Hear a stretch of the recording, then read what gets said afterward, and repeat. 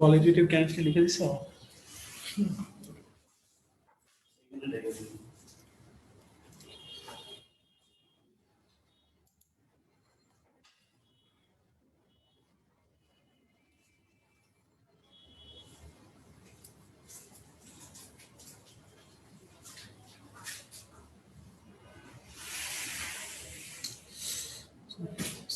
আসসালামু আলাইকুম, কি অবস্থা? অস্থির পোলাপাইন, কেমন চলতেছে পড়াশোনা? হ্যাঁ, খুব ভালো নিশ্চয়ই, তাই না? যে ভাই আমাদের প্রিপারেশনে এত সুপার ডুপার হিট চলতেছে যে আমরা তো হচ্ছে বেস্ট গ্রুপ, উইনার গ্রুপ। আমরা তো হচ্ছে আলটিমেটলি পড়াশোনার মধ্যে এত গতিতে এগিয়ে চলছে এবং এবার আমাদেরকে কেউ ইনশাল্লাহ রুখতে পারবে না, ঠিক আছে? আচ্ছা, তো আলটিমেটলি আমরাও চাই যেন তোমাদেরকে হচ্ছে কেউ রুখতে না পারে, তোমাদেরকে হচ্ছে কেউ দাবায় রাখতে না পারে, থামায় রাখতে না পারে, যেন তোমরা the best of the best হও। ওকে, তো খেয়াল রাখতে হবে যে হচ্ছে এটা আমাদের ইচ্ছা, বাট ইচ্ছাকে পূরণ করতে গেলে যে কাজটা করতে হয় সেটা হচ্ছে প্রচেষ্টার প্রয়োজন হয়। আমি আশা করবো যে তোমাদের সবার মার্কই খুব ভালো ভালো জায়গাতে আছে এবং তোমাদেরকে মাথায় রাখতে হবে যে হচ্ছে এখানকার যে মার্কটা আছে সেই মার্কটা কিন্তু ইন্ডিকেট করে এটা যে তুমি আসলে মেডিকেল অ্যাডমিশন টেস্টে গেলে কত মার্ক পাবা। তো কেমিস্ট্রিতে যদি কেউ হচ্ছে তুমি ধরো যে হচ্ছে কন্টিনিউয়াসলি কোনো এক্সামে 85 থেকে 90 পাচ্ছ, তাহলে তুমি ধরে নিতে পারো যে হচ্ছে ইনশাল্লাহ তুমি মেইন পরীক্ষায় আসলে 20-এর উপরে কেমিস্ট্রিতে 25-এ তুলতে পারবা। ঠিক আছে, একদম গ্যারান্টি। তুমি এখানে 85 থেকে 90 পাচ্ছ, তার মানে নাকের জল চোখের জল একদম এক হয়ে যাচ্ছে, ঠিক আছে? তারপরে 90 উঠে না, কষ্ট হয়। দ্যাট মিনস হচ্ছে তুমি এটা পাচ্ছ, তার মানে গ্যারান্টিড যে তুমি অবশ্যই হচ্ছে ইনশাল্লাহ মেডিকেল অ্যাডমিশন টেস্টে এমনি উতরে যাবে, ঠিক আছে? সো খেয়াল করতে হবে যেন এই এক্সামগুলোতে একটু বেশি মার্ক পাই, আর এক্সামে বেশি মার্ক পেলে তো বাসায়ও খুব পার্ট নেওয়া যায়। আমি দেখছি পোলা প্যান্ডে যখন আমি জিজ্ঞেস করি যে এই কত পাইছো, তখন সবার আগে যেটা বলে, যেটা ভালো পাইছে সেটা বলে, ঠিক আছে? কিন্তু কম যে পাইছে সেটা কখনো বলে না। যে এক এক্সামে ভাইয়া আমি 85 পেয়েছি, এক এক্সামে ভাইয়া আমি 95 পেয়েছি, সেটা বলবে। যদি জিজ্ঞেস করি যে হচ্ছে অন অ্যাভারেজ কি থাকে, তখন আস্তে ধীরে বলে, কিন্তু যেটা হায়েস্ট পেয়েছি সেটা সবসময় বেশি বলে। এবং আমিও জানি যে আমি ওই টেকনিক অ্যাপ্লাই করছি। তোমরা বাপ মার কাছে যেটা হায়েস্ট পাইছো এবং যেদিন তুমি হায়েস্ট পাইছো সেই দিন রেজাল্টটা নিয়ে যদি বাপ মা নাও দেখে, চোখের সামনে মোবাইলটা নিয়ে যে দেখো পাইছি আজকে, ঠিক আছে? তো যাই হোক, যেটাই হোক না কেন, আমরা মোটামুটি ভালো প্রিপারেশন নিচ্ছি, ইনশাল্লাহ আমাদের রেজাল্ট অনেক ভালো হবে, কোনো টেনশনের কিছু নাই। তবে খেয়াল রাখতে হবে যে কিছু কিছু অধ্যায় আছে যেগুলোতে আমি একদমই গাফিলতি করতে পারবো না। কেমিস্ট্রি ফার্স্ট পেপারের মেইন চ্যাপ্টারই হচ্ছে এটা, গুণগত রসায়ন। কারণ হচ্ছে গত কয়েক বছরের কোয়েশ্চেন অ্যানালাইসিসে এই অধ্যায় থেকে ন্যূনতম 3টার কমে কোনো কোয়েশ্চেনই আসে নাই, ঠিক আছে? সর্বোচ্চ 6টা প্রশ্ন আসছে, এরকম হয়েছে। তোমাদের আগের বছরই হচ্ছে প্রায় 4টা 5টা কোয়েশ্চেন আসছে, তার মানে মোটামুটি ধরে নেওয়া যাচ্ছে the most important topic in chemistry first paper.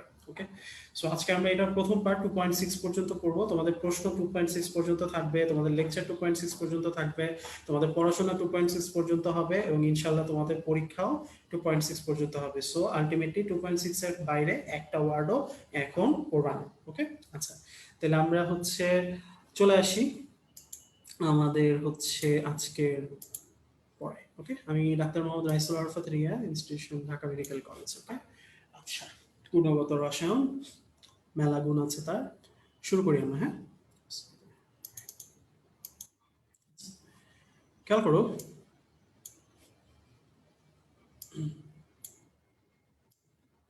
এখানে প্রথমে যে জিনিসটা দেওয়া আছে ভাই, এই জিনিসটা হচ্ছে আমার 1897 সালে বিজ্ঞানী দেখো জে জে থমসন, হ্যাঁ, একটা পরীক্ষার মাধ্যমে একটা কণা আবিষ্কার করেন। কণাটার নাম হচ্ছে ইলেকট্রন। তাহলে এখান থেকে প্রথম লাইনের মধ্যে তোমাকে 4টা ইনফো করতে হবে যে কত সালে ইলেকট্রন আবিষ্কৃত হয়। 1897 সালে। 1897 সালে কোন কণা আবিষ্কৃত হয়? ইলেকট্রন। কে আবিষ্কার করেন? J J Thomson. কোন পরীক্ষার সাহায্যে করেন? ক্যাথোড রশ্মি পরীক্ষা। ওকে, এই 4টা কথা একটু জানতে হবে। এরপরে তুমি খেয়াল করো আমার নিচের দিকে যে হচ্ছে রাদারফোর্ডের আলফা কণা বিচ্ছুরণ পরীক্ষা আছে, ঠিক আছে? তো এই আলফা কণা বিচ্ছুরণ পরীক্ষার মধ্যে যে জিনিসটা পড়তে হবে, কত সালে এই পরীক্ষাটা করা হয়? 1911 সালে। এবং থমসন প্রস্তাবিত পাম্প কোডিং মডেল থেকে রাদারফোর্ড এই পরীক্ষাটা হচ্ছে করার জন্য উপলব্ধি লাভ করেন, ঠিক আছে? তাহলে থমসন 1898 সালে কোন মডেল প্রদান করেন? Pump coding model. আর সেটা থেকে রাদারফোর্ড 1911 সালে কোন পরীক্ষাটি করার জন্য উদ্বুদ্ধ হন? আলফা কণা বিচ্ছুরণ পরীক্ষা। ঠিক আছে, তাহলে এখান থেকে কোয়েশ্চেন বিভিন্ন ভাবে হতে পারে। ওকে, তোমাকে জিজ্ঞেস করতে পারে যে হচ্ছে ইলেকট্রন কবে আবিষ্কৃত হয়, নাম্বার 1 অ্যান্সার 1897। তোমাকে জিজ্ঞেস করতে পারে যে পাম পুডিং মডেল এটা কত সালে আসে, 1898 সালে। এই দুই মডেলের আবিষ্কারকের নাম কি? দুই মডেলের আবিষ্কারকের নাম হচ্ছে থমসন। আর জিজ্ঞেস করতে পারে যে হচ্ছে আলফা কণা বিচ্ছুরণ পরীক্ষা কত সালে করা হয়, 1911 সালে। কে করেন? সেটা হচ্ছে রাদারফোর্ড। ঠিক আছে, আচ্ছা, তাহলে এই কয়েকটা কথা এখান থেকে একটু লাগবে। ঠিক আছে, আচ্ছা, এখানে দেখো নতুন বই, আজকে কিন্তু আমরা সব নতুন বইয়ের পেজ, নতুন বইয়ের অনুচ্ছেদ অনুযায়ী পড়বো। ওকে, কণার বৈশিষ্ট্য দেখো, এখানে আমার কণার একটা বেগ দেওয়া আছে এবং প্রশ্নে এই বেগটা দেওয়া থাকবে, তবে এই যে এইখানে পাওয়ারের মানটা খেয়াল রাখতে হবে, এটা হচ্ছে পজিটিভ মান। কেন? কারণ এর গতি হচ্ছে অনেক বেশি। দেখো এখানেই বলছে আলফা কণা প্রচন্ড গতি সম্পন্ন, তাহলে 10 এর মাথায় প্লাস মাইনাসের চিহ্নটা খেয়াল রাখতে হবে, এটা হবে 10⁻7 নট -7। ঠিক আছে, আচ্ছা, রাদারফোর্ডের পরীক্ষায় ব্যবহৃত উপকরণ, এই জিনিসটা একটু জানতে হবে। আমি এই জিনিসটা হচ্ছে এখান থেকে আর পড়বো না, আমি এই জিনিসটা পড়বো হচ্ছে একটু নিচে থেকে। ওকে, দেখো রাদারফোর্ডের পরীক্ষায় ব্যবহৃত উপকরণ একটা টপিক আছে। ঠিক আছে, এই টপিকটাতে খেয়াল করো, রাদারফোর্ডের পরীক্ষায় আমরা কোন কণাটা ব্যবহার করি? আলফা কণা। এখানে একটা সোনার পাতের ব্যবহৃত হয়, যেটার একটা পুরুত্ব তোমার বইতে আছে, শিখতে হবে। এখানে একটা আবরণী পর্দা আছে, যেটা তোমাকে জানতে হবে, ভেরি ভেরি ইম্পর্টেন্ট। ওকে, আর গুহসারের বইতে একটা ব্লকের কথা বলছে, যেটা হচ্ছে লেড ব্লক। ঠিক আছে, এটা জানতে হবে। এখন পড়বো কিভাবে? প্রশ্নে আসবে এই যে আলফা কণা, এই আলফা কণাটা আসলে কি?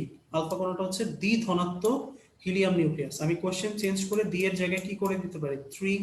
এখানে ধনাত্মকের জায়গায় কি করে দিতে পারি? ঋণাত্মক। খেয়াল রাখতে হবে এটা হচ্ছে দ্বিধনাত্মক। ঠিক আছে, ইম্পর্টেন্ট টপিক। ওকে, আচ্ছা, সোনার পাতের পুরুত্ব দেখো তো ভাইয়া, দশমিকের পর শূন্য কয়টা? একটা, দুইটা, তিনটা। তাহলে 4 নাম্বার ঘরে কত বসবে? 4। তাহলে শূন্য কয়টা দিব? তিনটা দিব। 4 নাম্বার ঘরে কত দিব? 4। কোন এককে দিব? সেন্টিমিটার এককে। এই জিনিসটাও ভুল হয়। ওকে, তাহলে খেয়াল করতে হবে শূন্য তিনটা, 4 নাম্বার ঘরে 4, এককটা হচ্ছে সেন্টিমিটার। ওকে, আচ্ছা, আবরণী পর্দার নাম কি? Sulphide, zinc sulphide. ওকে, তাহলে এই কথাগুলো যেভাবে করে হচ্ছে বললাম, এভাবে করে একটু মনে রাখতে হবে। তুমি এভাবেই বইতে দাগায় রাখবা যে প্রতিটা ইনফো এখানে ইম্পর্টেন্ট। ওকে, আচ্ছা, এবার আমরা একটু নিচে চলে আসি। তোমাদের জন্য আমার একটা প্রশ্ন, যেটা একটু আগেই তোমরা হচ্ছে ওই যে ওইখানে হচ্ছে আমরা সলভ করে দেখলাম, সেই জিনিসটার অ্যান্সারটা একটু দিয়ে দাও। ঠিক আছে, তাহলে আলফা কণার বিচ্ছুরণ পরীক্ষায় পর্দা কিসের প্রলেপ ছিল? অ্যান্সার। আমরা আজকে ক্লাসে প্রচুর প্র্যাকটিস করব। ঠিক আছে, প্র্যাকটিসময় অধ্যায় এটা।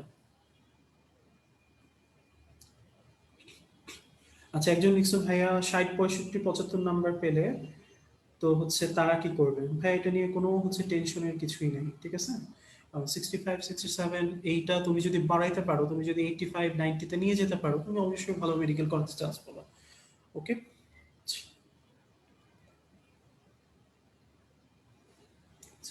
সো ডিমোরালাইজ হওয়ার কিছুই নেই। ওকে, অনেক টাইম আছে। আচ্ছা, তাহলে আলফা কণা বিচ্ছুরণ পরীক্ষা পর্দায় কিসে প্রলেপ ছিল? তোমরা সবাই অ্যান্সার করছো zinc sulphate. Very good. Okay, আচ্ছা, আমরা নেক্সট টপিকে চলে যাই ভাইয়া। নেক্সট টপিকে খেয়াল করো, নেক্সট টপিকে আমার হচ্ছে সংখ্যা পড়তে হবে। হ্যাঁ, তাহলে নেক্সট টপিকে দেখো আমরা কিছু সংখ্যা আছে, সংখ্যাগুলো একটু হাইলাইট করে রাখলে মনে হয় বেটার হয়।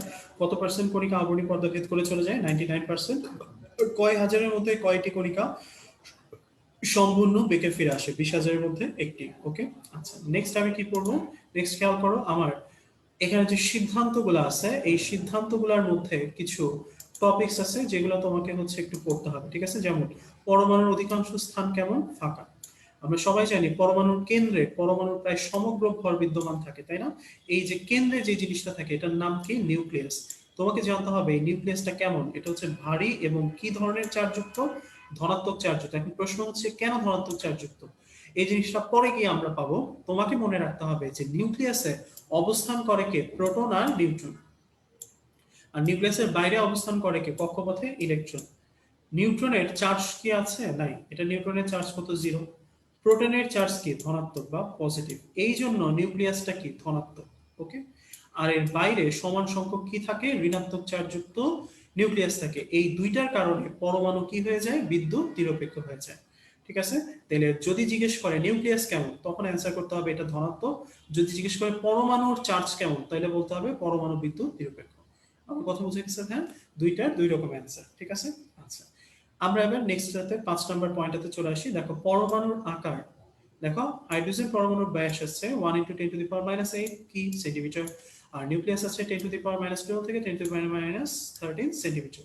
এখন ভাইয়া মিটার এককের চেয়ে কোন এককটা আসতে পারে বেশি, সরি সেন্টিমিটারের চেয়ে কোন একক বেশি আসতে পারে মিটার, তাহলে মিটার এককে আমি পরমাণুর ব্যাসটা লিখবো 10⁻⁻10 মিটার, আর এইখানে নিউক্লিয়াসের ব্যাস লিখবো 10⁻12 থেকে সরি 14 থেকে 10⁻15 মিটার।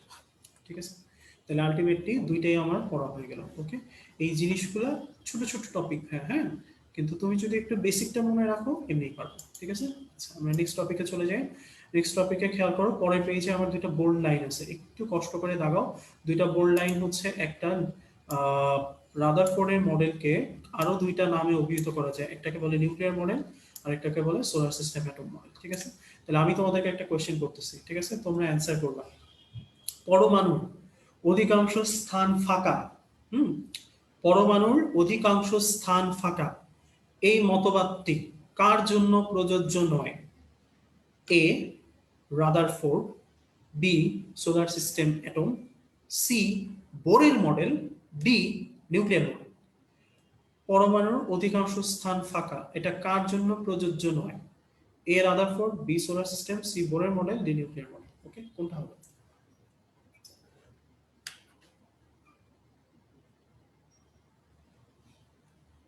গুড, সি বোরের মডেল। কেন? কারণ পরমাণু অধিকাংশ স্থান ফাঁকা কার মতবাদ? রাদারফোর্ডের, তাই না? তাহলে বাকি তিনটাই তো রাদারফোর্ডের না, এই জন্য রাদারফোর্ড বাদে যেটা আছে সেটা অ্যান্সার। ওকে, ভেরি গুড। ঠিক আছে, আমরা নেক্সটটাতে চলে যাই। দেখছো একদম সোজা কোশ্চেন। ওকে, আমরা পারি। আচ্ছা, পরমাণুর মডেল, বোর পরমাণুর মডেল আগের মতো যেটা তোমাদেরকে একটু কষ্ট করে শিখে ফেলতে হবে, সেটা হচ্ছে প্রথম কথা হচ্ছে কে আবিষ্কার করে? Nils bore. তাহলে এই শব্দটা হাইলাইট করো। ওকে, কত সালে করেন? 1913। ঠিক আছে, আচ্ছা আমরা সবাই জানি যে নিলস বোর বা বোরের পরমাণুবাদে তিনটা স্বীকার্য আছে, তাই না? এখন স্বীকার্যগুলোর নাম দিয়েও কোশ্চেন করতে পারে, অথবা তোমাকে সরাসরি জিজ্ঞেস করতে পারে যে হচ্ছে নিচের কোনটি হচ্ছে বোরের কততম স্বীকার্য। ঠিক আছে, তাহলে ওই ধরনের প্রশ্নের ক্ষেত্রেও তোমাকে একটু অ্যান্সারটা চিন্তা করে বের করতে হবে। ঠিক আছে, তাইলে তোমাকে সিরিয়াল বাই নামটা জানতে হবে। এখন প্রবলেম হচ্ছে এই সিরিয়ালটা ফিজিক্স কেমিস্ট্রিতে হচ্ছে ডিফারেন্ট, যেহেতু এটা কেমিস্ট্রি টপিক, সো তুমি এটা কেমিস্ট্রি দিয়েই মনে রাখবা। ওকে, তাহলে এইটা মনে রাখার জন্য আমাকে একটা ছোট্ট ছন্দ একটু মনে রাখতে হবে। সবাই একটু লিখে নাও, কক্ষের কোণায় বর্ণ। ঠিক আছে, তাহলে কক্ষের কোণায় কি? বর্ণ। তাহলে কক্ষের দিয়ে প্রথম স্বীকার্য কি হবে? স্থির কক্ষপথ। কোণায় দিয়ে দ্বিতীয় স্বীকার্য কি হবে? কৌণিক ভরবেগ। বর্ণ দিয়ে তৃতীয় স্বীকার্য কি হবে? বর্ণালী সৃষ্টি। ঠিক আছে, এখন এইখানেই পড়া শেষ হয়ে যেত, হচ্ছে না কেন? কারণ এই কৌণিক ভরবেগের আবার একটা সমীকরণ আছে, কি? mvr = nh/2s5। বর্ণালী সৃষ্টির একটা সমীকরণ আছে, del E = e2 - e1 = hν। ঠিক আছে, তাহলে আলটিমেটলি আমাকে মনে রাখতে হবে কৌণিক ভরবেগের সমীকরণ কি? এটা। বর্ণালী সৃষ্টির সমীকরণ কি? এটা। প্রশ্ন এইভাবেও দিতে পারে, অথবা তোমাকে জিজ্ঞেস করতে পারে দ্বিতীয় স্বীকার্যের অন্তর্গত সমীকরণ কোনটি? তাহলে mvr = nh/2s5। তৃতীয় স্বীকার্যের অন্তর্গত সমীকরণ কোনটি? তাহলে del E = hν। ঠিক আছে, তাহলে প্রশ্ন যেভাবে করুক অ্যান্সারটা এইভাবে হবে। আবার এক বছর দেখো কি কোশ্চেন করছে, এখান থেকে প্রশ্ন করছে কোনটার কি মিনিং।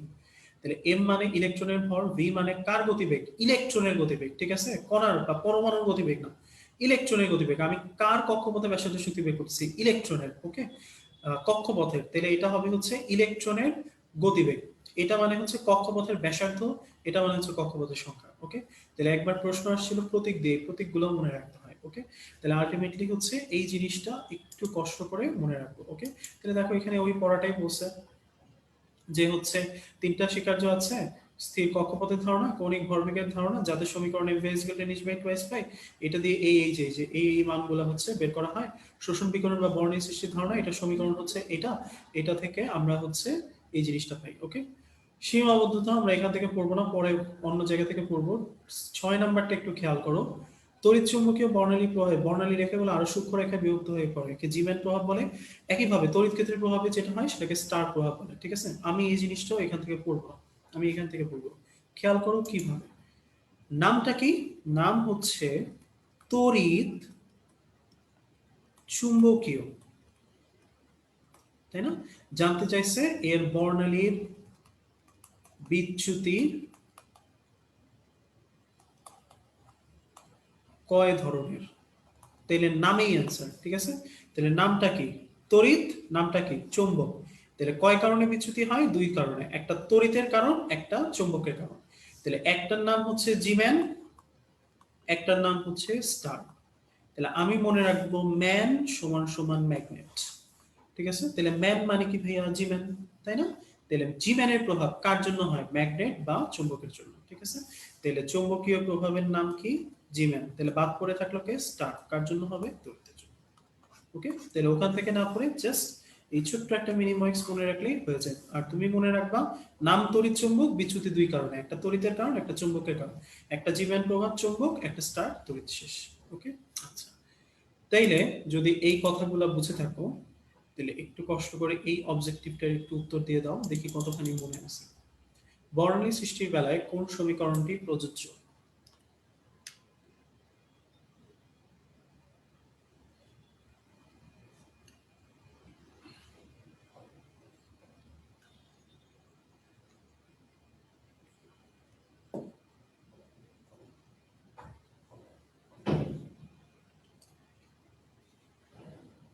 বর্ণালী সৃষ্টি, কিন্তু বর্ণালী সৃষ্টি প্রশ্নটা একটু খেয়াল করো ভাইয়া। বর্ণালী সৃষ্টি, হ্যাঁ, বর্ণালী সৃষ্টি কোথায় পড়ছো? কক্ষের কোনায় বর্ণ। তাহলে বর্ণ কোথায় ছিল? বর্ণ ছিল তৃতীয় শিকার্যে।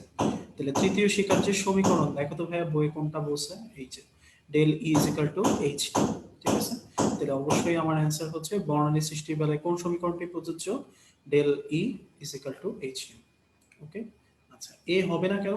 যদি বলতো কৌণিক ভরবেগের সমীকরণ কোনটি, তাইলে আমার অ্যান্সার হইতে হচ্ছে m v is equal to N H by two s. Okay, আচ্ছা, একটু কেয়ারফুল, হ্যাঁ। আচ্ছা, নেক্সট টপিকে চলে আসো। দেখো এইখানে আমার রাদারফোর্ড পরমাণু মডেল এবং বোর পরমাণু মডেলের মধ্যে তুলনা করছে। আমি এটা এখান থেকে পড়ব না। ঠিক আছে, আমি কোথা থেকে পড়বো আমি লিখে দিচ্ছি।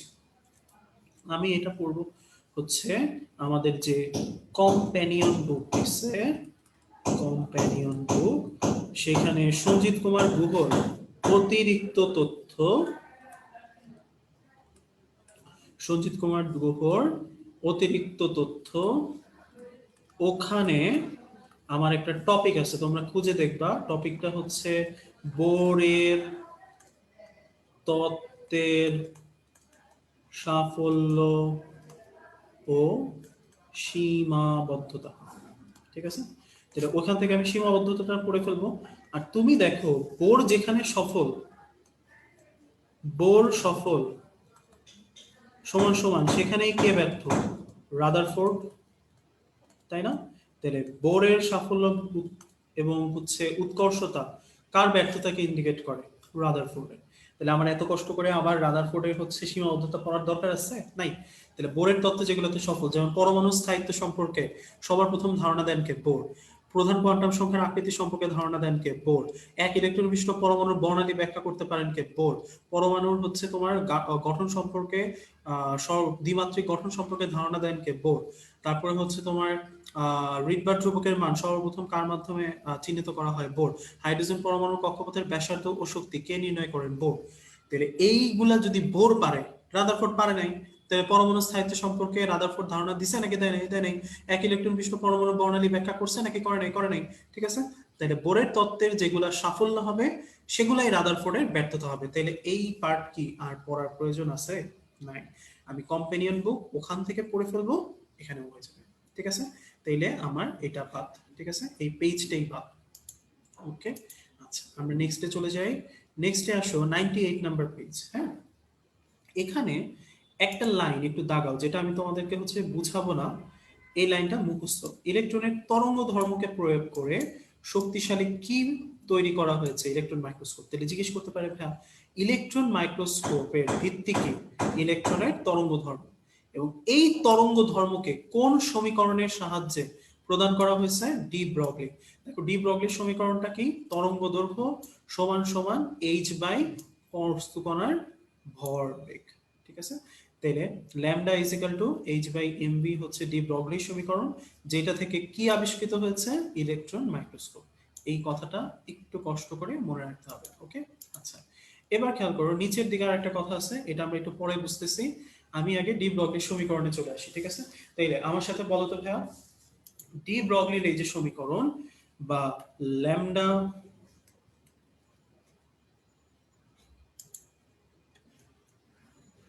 Lambda is equal to H by MV, ঠিক আছে? এখানে এইচ মানে হচ্ছে প্লাঙ্কের ধ্রুবক, সমান সমান এটা হচ্ছে কি এমভি মানে কি ভরবেগ না? তাহলে তরঙ্গ দৈর্ঘ্যের সাথে ভরবেগের রিলেশনটা কি হয়? ব্যস্তানুপাতিক, ঠিক আছে? তাহলে দেখো এখানে সেটাই বলছে, চলমান বস্তু কণার তরঙ্গ দৈর্ঘ্য বস্তু কণার ভরবেগের কি সম্পর্কে বিদ্যমান থাকে? ব্যস্তানুপাতিক। ওকে, তাহলে এইটা দিয়ে আমি কি আবিষ্কার করছি?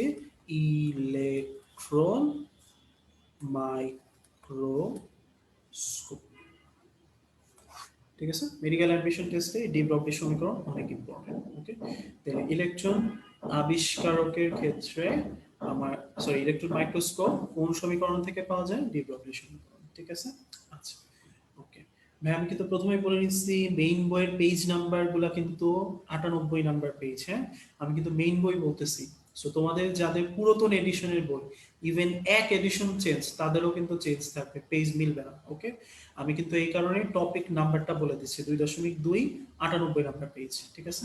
আচ্ছা, ওকে, এবার আসো হচ্ছে পরেরটাতে খেয়াল করো, আমরা এই কথাটা লিখছি ডি ব্রগলির সমীকরণ। আচ্ছা, এটা আগে একটু সলভ করে নাও। ডি ব্রগলির সমীকরণ কোনটি?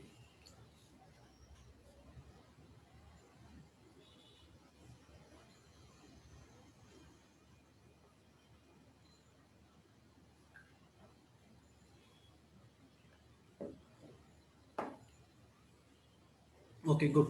তাহলে ডি ব্রগলি সমীকরণ হচ্ছে অপশন সি, তাই না? এটা কার? এটা হচ্ছে বর্ণালী সৃষ্টির সমীকরণ, একটু আগে পড়লাম। এটা কি? কৌণিক ভরবেগের সমীকরণ, mv is equal to nh by 2 square. এটা কি ভাইয়া বলো তো? a naught is equal to 0.5292 into 10 to the power minus 8 centimetre, এটা কি? এটার নাম কি? এটার নাম কি?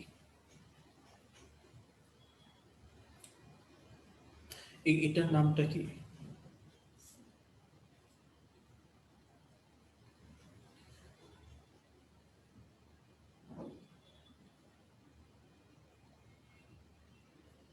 আচ্ছা, গুড। এটার নাম হচ্ছে বোর ব্যাসার্ধ, ঠিক আছে?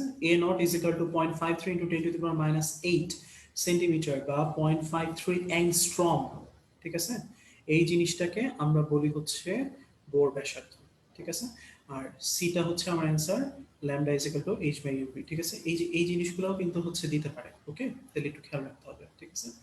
আচ্ছা, এইবার আমরা দেখো, আচ্ছা একটু বোল্ড করে যাচ্ছ, দিলাম। দেখো এইখানে আমি এই কথাটা লিখছি, যেটা হচ্ছে তোমার বইয়ের এই পেজের লাস্ট লাইনটার মধ্যে ছিল কি? বোর ইলেকট্রন বিভিন্ন কক্ষপথে আবর্তনকালে কক্ষপথের প্রধান কোয়ান্টাম সংখ্যার সমসংখ্যক, এটা একটু মার্কার পেন থাকলে একটু হাইলাইট করে রাখো, ঠিক আছে? সমসংখ্যক পূর্ণ তরঙ্গ সৃষ্টি করে। কেন লিখছে? এখানে লিখছে তৃতীয় কক্ষপথের পরিধি আবর্তনশীল ইলেকট্রনের তরঙ্গ দৈর্ঘ্য 3 গুণ বা 3 ল্যামডা হয়, ঠিক আছে? সুতরাং তৃতীয় কক্ষপথে প্রত্যেক আবর্তন ইলেকট্রনটি 3টি পূর্ণ তরঙ্গের সৃষ্টি করবে। আমি একটু ব্যাখ্যা করে বুঝিয়ে দিচ্ছি। ওকে, দেখো আমরা একটু আগেই পড়লাম কি কৌণিক ভরবেগ M V R is equal to N H by 2 square, তাই না ভাই?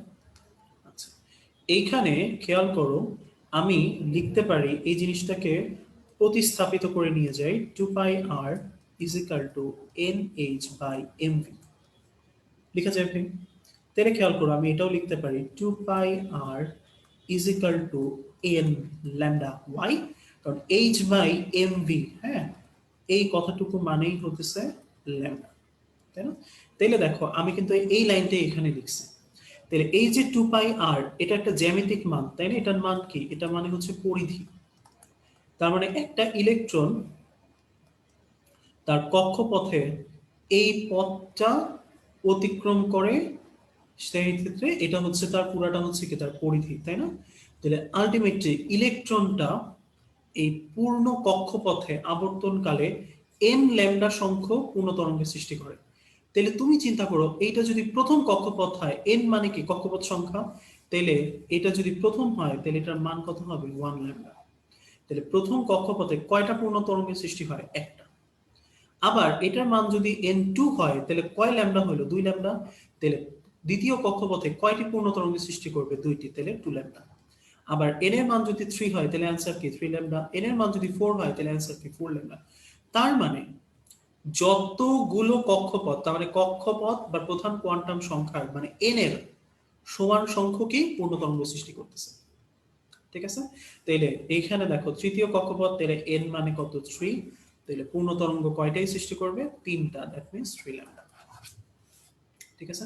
সোজা জিনিস। ওকে, এইবার আমি তোমাদেরকে একটা কোয়েশ্চেন করব, তোমরা একটু বুঝে অ্যান্সার করবে। n তম, হ্যাঁ, n তম কক্ষপথে কতটি, বড় হাতের n কিন্তু, কতটি পূর্ণ তরঙ্গ হবে? অপশন এ 2টা, অপশন বি 4টা, অপশন সি 3টা, অপশন ডি হচ্ছে n সংখ্যক। কি হবে এটা অ্যান্সার?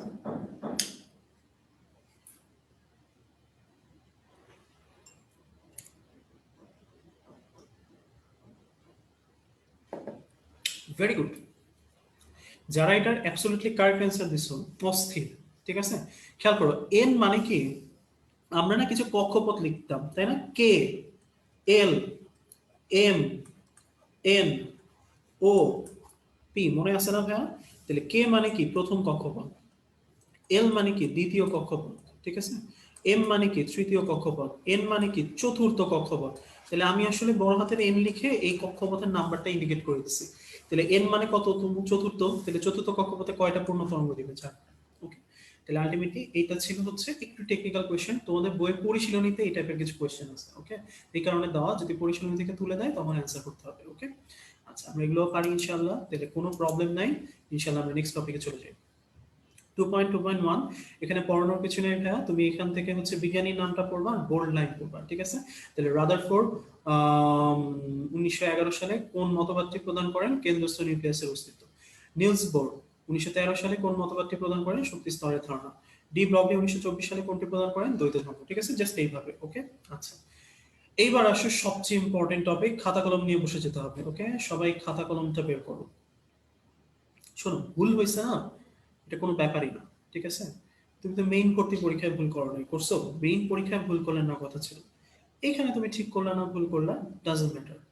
বাট তুমি যদি কারেক্ট করো তোমার কনফিডেন্স বুস্ট আপ হবে। ওকে, আচ্ছা, মেইন পরীক্ষায় ভুল হওয়া যাবে না। ওকে, আচ্ছা, তাইলে আসো হচ্ছে 2.2.2, ভেরি ভেরি ইম্পর্টেন্ট। 5টা স্টার দাও, খুবই খুবই খুবই খুবই খুবই খুবই ইম্পর্টেন্ট। ওকে, আচ্ছা, একজন লিখছে আমারটা হয়েছে, ইয়ে হইলে ভাল লাগে, তাই না? যখন হচ্ছে এটা সবসময় দেখো যে হচ্ছে অ্যান্সার হইলে যে মনের ভিতরে যে একটা পৈশাচিক আনন্দ, হ্যাঁ, ও পারছে, আমি পারছি, ঠিক আছে, অয় পারে না, হ্যাঁ হ্যাঁ হ্যাঁ, একটা পৈশাচিক আনন্দ উপলব্ধি হয়। আর ফ্রেন্ড পারে নাই দেখলে আরো পৈশাচিক আনন্দ হয়। পুরাই হচ্ছে 3 ইডিয়টস। আচ্ছা, তাহলে দেখো 2.2.2, তাহলে দেখো 2.2.2 তে আমার কোয়ান্টাম সংখ্যা থেকে ইম্পর্টেন্ট কোয়েশ্চেন হচ্ছে বেশ কয়েকটা, যেগুলো একটু জানতে হবে। ঠিক আছে, তাহলে দেখো প্রথম কথাটা হচ্ছে কোয়ান্টাম সংখ্যা,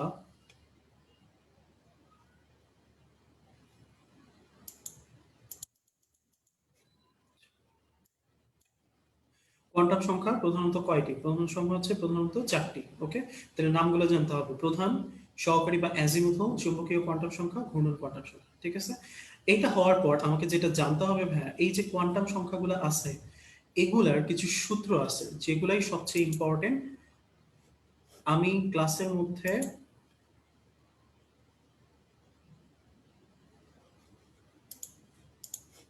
আচ্ছা, আমি ক্লাসের মধ্যে হচ্ছে এই সূত্রগুলা তোমাদেরকে একটু হচ্ছে পড়াই দিব, একটু মনোযোগ দিয়ে শুনতে হবে, একটু খাতা কলমটা বের করে রাখতে হবে। ঠিক আছে, ওকে, আচ্ছা, খেয়াল করো, এন এর মান, ঠিক আছে, আমি সূত্রের শুরুতেই বলে দিছি এন এর মান হচ্ছে কি? যে কোনো ধনাত্মক পূর্ণ সংখ্যা, তাই না? তাহলে এন এর মান হবে যে কোনো ধনাত্মক পূর্ণ সংখ্যা 1 2 3 এরকম। তাহলে প্রশ্নে যদি আসে যে এন এর মান কি কি হইতে পারে না, তোমার অ্যান্সার হবে 0 হইতে পারে না, তোমার অ্যান্সার হবে কোনো ভগ্নাংশ হইতে পারে না, তোমার অ্যান্সার হচ্ছে কোনো মাইনাস মান হইতে পারে না। ঠিক আছে? তাহলে n এর মান হবে শুধুমাত্র ধনাত্মক পূর্ণ সংখ্যা 1 2 3। ওকে, আচ্ছা। l এর মান, n এর মান যা হবে সেইটার 0 থেকে n মাইনাস 1 পর্যন্ত হবে। তার মানে n এর মান যদি 1 হয় l এর মান হবে 0, n এর মান যদি 2 হয় তাহলে l এর মান হবে 0 আর 1, n এর মান যদি 3 হয় তাহলে n এর মান হবে 0 1 2। ঠিক আছে? তাহলে আলটিমেটলি n এর যা মান হবে, n এর মান হবে ন্যূনতম 1 কম। ঠিক আছে? এটা হচ্ছে বেসিক। ঠিক আছে? আচ্ছা, এখন এইটার যে বেসিক, এই বেসিকটার একটা পার্থক্য আছে। পার্থক্যটা কি লিখে দিচ্ছি দেখো। তবে যদি কোনো মৌল বা ইলেকট্রন নির্দিষ্ট করে দেয়, অর্থাৎ যদি বললো সোডিয়ামের অথবা বললো পঞ্চম ইলেকট্রনের, এমন থাকলে মৌলটির ইলেকট্রনটির যে উপশক্তি স্তর থাকবে তার যে এল এর মান শুধু তাই লিখবে। কথাটা খুবই কনফিউজিং, আমি একটু ক্লিয়ার করে দিচ্ছি। ধরো তোমাকে বলছে n ইজ ইকাল টু 3, এটা একটা কোয়েশ্চেন। আবার তোমাকে বলছে সোডিয়াম, এইটার জন্য 4টা কোয়ান্টাম সংখ্যার মান বের করো। তাহলে যখন তোমাকে বলবে n ইজ ইকাল টু 3, তখন আমি তোমাকে কোনো মৌলের নামও বলি নাই, কোনো ইলেকট্রন ফিক্সও করে দেইনি। তাহলে তোমার সূত্র হবে 0 থেকে n মাইনাস 1। তাহলে n 3 হইলে 0 থেকে l মাইনাস 1, তাহলে l এর মান হবে 0 1 2, কোনো কনফিউশন নাই। কিন্তু এইখানে আমি সোডিয়াম বলছি, তার মানে মৌল ফিক্স করে দিছি। তাহলে এইটার আগে লিখতে হবে ইলেকট্রন বিন্যাস 1s2 2s2 2p6 3s1। ওকে, এর বাইরে তো সোডিয়ামের কিছু নাই, তাই না? তাহলে এখানে n এর মান কত হবে? n এর মান হবে 3। n এর মান নিয়ে কোনো সমস্যা নেই, সমস্যা হচ্ছে l এর মান নিয়ে। l এর মান এখন তুমি আর 0 1 2 র্যান্ডমলি বসাই দিতে পারবে না, তোমাকে দেখতে হবে এই মৌলটার মধ্যে কি কি উপশক্তি স্তর আছে। দেখো এখানে s আছে, এখানে p আছে। তাহলে এই s আর p এর যে l এর মান শুধুমাত্র তুমি সেটাই লিখবা। তাহলে দেখো s এর জন্য l এর মান কত লিখে দিচ্ছি 0, p এর জন্য কত 1, d এর জন্য কত 2, f এর জন্য কত 3, g এর জন্য 4, h এর জন্য 5। আমরা এগুলো মুখস্থ করছিলাম কোথায় ভাইয়া? মনে আছে কোনটা নিম্ন শক্তির কোনটা উচ্চ শক্তির? n plus l। যখন লিখতাম 4s তখন লিখতাম 4 প্লাস s এর জন্য l 0 সমান সমান 4। মনে আছে না ভাই? এই 0 কোথা থেকে পাইতা? এই s এর জন্য l এর মান সবসময় কত হয়? 0 হয়। p এর জন্য কত হয়? 1, d এর জন্য কত 2, f এর জন্য কত 3, g এর জন্য 4, h এর জন্য 5। ঠিক আছে? তাহলে এই সোডিয়ামের মধ্যে আমার উপশক্তি স্তর আছে s, উপশক্তি স্তর আছে p, দ্যাটস ওয়াই এখানে মান হবে 0 আর 1। এখানে 2 হবে না কেন? কমন সেন্স ভাইয়া। সোডিয়ামের কি কখনোই ডি ব্লক অরবিটাল আছে? নাই। তাহলে কার জন্য তুমি 2 লিখবা? ঠিক আছে? সো যদি কোনো মৌলের নাম দেওয়া থাকে, ইলেকট্রন দেওয়া থাকে, এই n plus l n minus 1 এই সূত্র কার্যকরী হবে না। তখন তুমি জাস্ট দেখবা যে কে কে আছে, এটা আরো সহজ, যে যে থাকবে তার l এর মান বসাই দিও। ওকে, তাহলে এটার ক্ষেত্রে m, দেখো m এর সূত্র কি? 0 সহ প্লাস মাইনাস l। তাহলে এখানে হবে 0 প্লাস মাইনাস 1 প্লাস মাইনাস 2, এইখানে হবে হচ্ছে আমার m 0, এটা প্লাস মাইনাস 1, আর তো কিছু নাই। আর s এর মান হচ্ছে কি? Plus minus half. এটার s এর মান প্লাস মাইনাস হাফ। ঠিক আছে? তাহলে যদি কোনো মৌল থাকে বা ইলেকট্রন থাকে, ইলেকট্রনটাও আমি দেখাই দিব আজকে, সমস্যা নেই। তাইলে আমি এখানে যে উপশক্তি স্তর থাকবে তার যে এল এর মান শুধু সেটাই লিখবো। ঠিক আছে? ক্লিয়ার ভাই এই জিনিসটা? ক্লিয়ার? আচ্ছা, একজন কমেন্ট করছে যে হ্যাঁ 5 রঙে এন এর মান কত হবে? অবশ্যই 2 হবে, তাই না? কারণ 5 নাম্বার যদি আমাকে যেতে হয় ফিফথ ইলেকট্রন, তাহলে 5 পর্যন্ত যাব, that means 1s2 2s2 2p1, তাই না? এই যে এখানে গিয়ে তো থেমে গেছি। তাহলে 5 নম্বরের মানে হচ্ছে ভাই 2p1। তাহলে 2p1 এন এর মান কত? 2p1 এন এর মান হচ্ছে 2। ঠিক আছে? ওকে, আরো একবার বলবো। আচ্ছা ঠিক আছে, আরেকবার বলে দিচ্ছি। যদি তোমার কোনো মৌল বা ইলেকট্রন নির্দিষ্ট করে না দেওয়া থাকে, যেমন এইখানে n is equal to 3, আমি মৌলও বলি না ইলেকট্রনও বলি নাই, আমি একটা র্যান্ডম নাম্বার বলছি, তাইলে সূত্র হবে 0 থেকে n - 1। কিন্তু যদি মৌল বা ইলেকট্রন নির্দিষ্ট করে দেই তখন তোমাকে আগে বিন্যাস লিখতে হবে। বিন্যাসের মধ্যে যে উপশক্তি স্তরটা থাকবে, s থাকলে 0, p থাকলে 1, d থাকলে 2, f থাকলে 3, g থাকলে 4, h থাকলে 5, যা থাকবে তুমি স্রেফ সেটাই লিখবা, অন্য কোনো মান লেখা যাবে না। এখানে সোডিয়ামে s ছিল, p ছিল, এই জন্য লিখছি 0 আর 1। ঠিক আছে? আর m এর মান তো জানোই, প্লাস মাইনাস l, s এর মান প্লাস মাইনাস l। ওকে, আচ্ছা ঠিক আছে। তাহলে আলটিমেটলি হচ্ছে আমরা এইভাবে হচ্ছে এইটা বের করবো, ঠিক আছে? তাহলে আমরা একটু প্র্যাকটিস করি, ঠিক আছে? প্র্যাকটিস না করলে ক্লিয়ার হয়েছে কিনা আমিও বুঝতে পারবো না। তাহলে দেখো তো, এটা হচ্ছে আমার তৃতীয় শক্তি স্তরে 4টি কোয়ান্টাম সংখ্যার বিন্যাস, আমি লিখেই দিছি উপরে। তাইলে আমি এখানে যেই উত্তরটা লিখছি মেডিকেল অ্যাডমিশন টেস্টে তো এইভাবে আসবে না, এটা আসতো কোথায়? তোমাদের সৃজনশীল প্রশ্নে, ঠিক আছে? এটার তো প্রয়োজন নাই। তাহলে আমার মেডিকেল অ্যাডমিশন টেস্টে আসবে এইভাবে, তৃতীয় শক্তি স্তরে বাস্তব সিরিজ কোনটি বের করো। আমি যেটা অ্যান্সার দিছি সেটা ঠিক আছে নাকি ভুল? যদি ঠিক থাকে লিখবা ভাইয়া ঠিক আছে, যদি ভুল থাকে তাহলে হচ্ছে লিখবা ভুল, ভুল আছে। ওকে,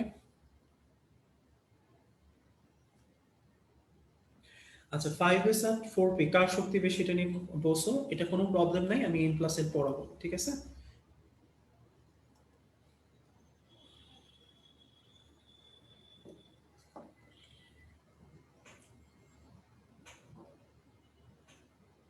না, একজন হচ্ছে ভাইয়া অরবিটাল তো এফ পর্যন্ত না, অরবিটাল হচ্ছে তোমার বইয়ের মধ্যেই দুইটা অরবিটাল আরো অ্যাড করা আছে, জি অরবিটাল, এইচ অরবিটাল। ওগুলার জন্য তোমার বইটা মান দেওয়া আছে 4 আর 5, ঠিক আছে? সো এইটা নতুন ইনফো, নতুন না বলতে গেলে হচ্ছে গত বছর থেকে এই ইনফোটা ছিল, হয়তোবা তোমাদের যাদের আহ, একটু শুরুর দিকের বই কেনা তাদের বইতে এটা নাই, ঠিক আছে? আচ্ছা লিখছো ভুল হয়েছে, তৃতীয় শক্তি স্তরের বাস্তব সিরিজ আমি ঠিক লিখি নেই।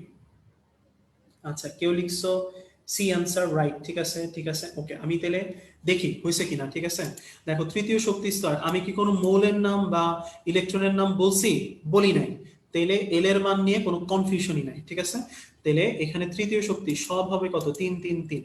তাহলে 3-এর জন্য আমার এল এর মান কত হবে? 0 1 2, যেহেতু মৌল বা ইলেকট্রন বলা হয়নি, তাহলে এন এর মান কখনোই তো আমার হচ্ছে এল এর সমান হতে পারে না। এটার মধ্যে কি এই এল এর মানটা আছে? নাই, তাহলে এটা ক্রস, ঠিক আছে? বাকিগুলাই দেখো আমার ঠিক আছে, 2 আছে 1 আছে, হইতে পারে, ঠিক আছে? তাইলে আমার এম এর মান কি কি হবে? 0 হবে, +-1 হবে, +-2 হবে। তাহলে দেখো এখানে 0 আছে, ঠিক আছে, প্লাস আছে, ঠিক আছে। এইটা দেখো +3 দিয়ে দিছে, এটার মধ্যে কি 3 আছে? নাই, তাহলে এটাও বাদ, ঠিক আছে? স্পিনের মান কি হবে? +-1/2, এখানে কি 0 দেওয়া আছে না? তাহলে এটাও বাদ। এখানে কি দেওয়া আছে? -1, তাহলে এটা কারেক্ট, ঠিক আছে? তাহলে আমার অ্যান্সারটা অ্যাকচুয়ালি ভুল না, এটা কিন্তু কারেক্ট, ঠিক আছে? একটু ঠান্ডা মাথায় করতে হবে ভাইয়া, কারণ মানে কোয়েশ্চেন কিন্তু সহজ, এই প্রশ্ন কিন্তু তুমি শিওর থাকো ভাইয়া, যদি প্রায় 1 লাখ পরীক্ষার্থী পরীক্ষা দেয় তাহলে 3 থেকে 4 হাজার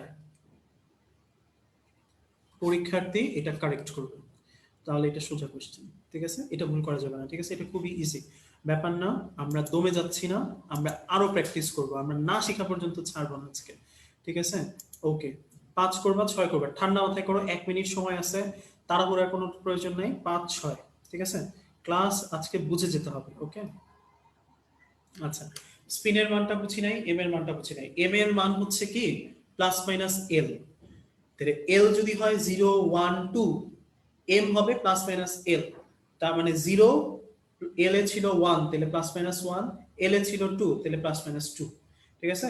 এম হবে এল এরই +-1, আর স্পিন অলওয়েজ, এটা কোনো চেঞ্জ নেই, প্লাস আপ মাইনাস আপ, ঠিক আছে?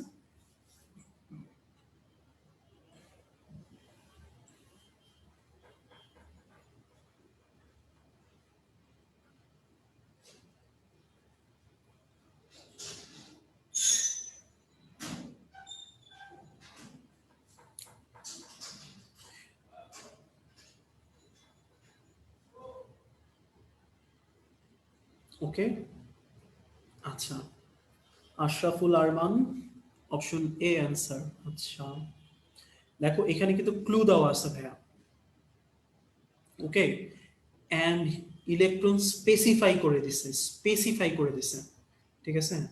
খেয়াল করো ভাইয়া। আচ্ছা, মারিয়া ডি, অমরাবতী ডি,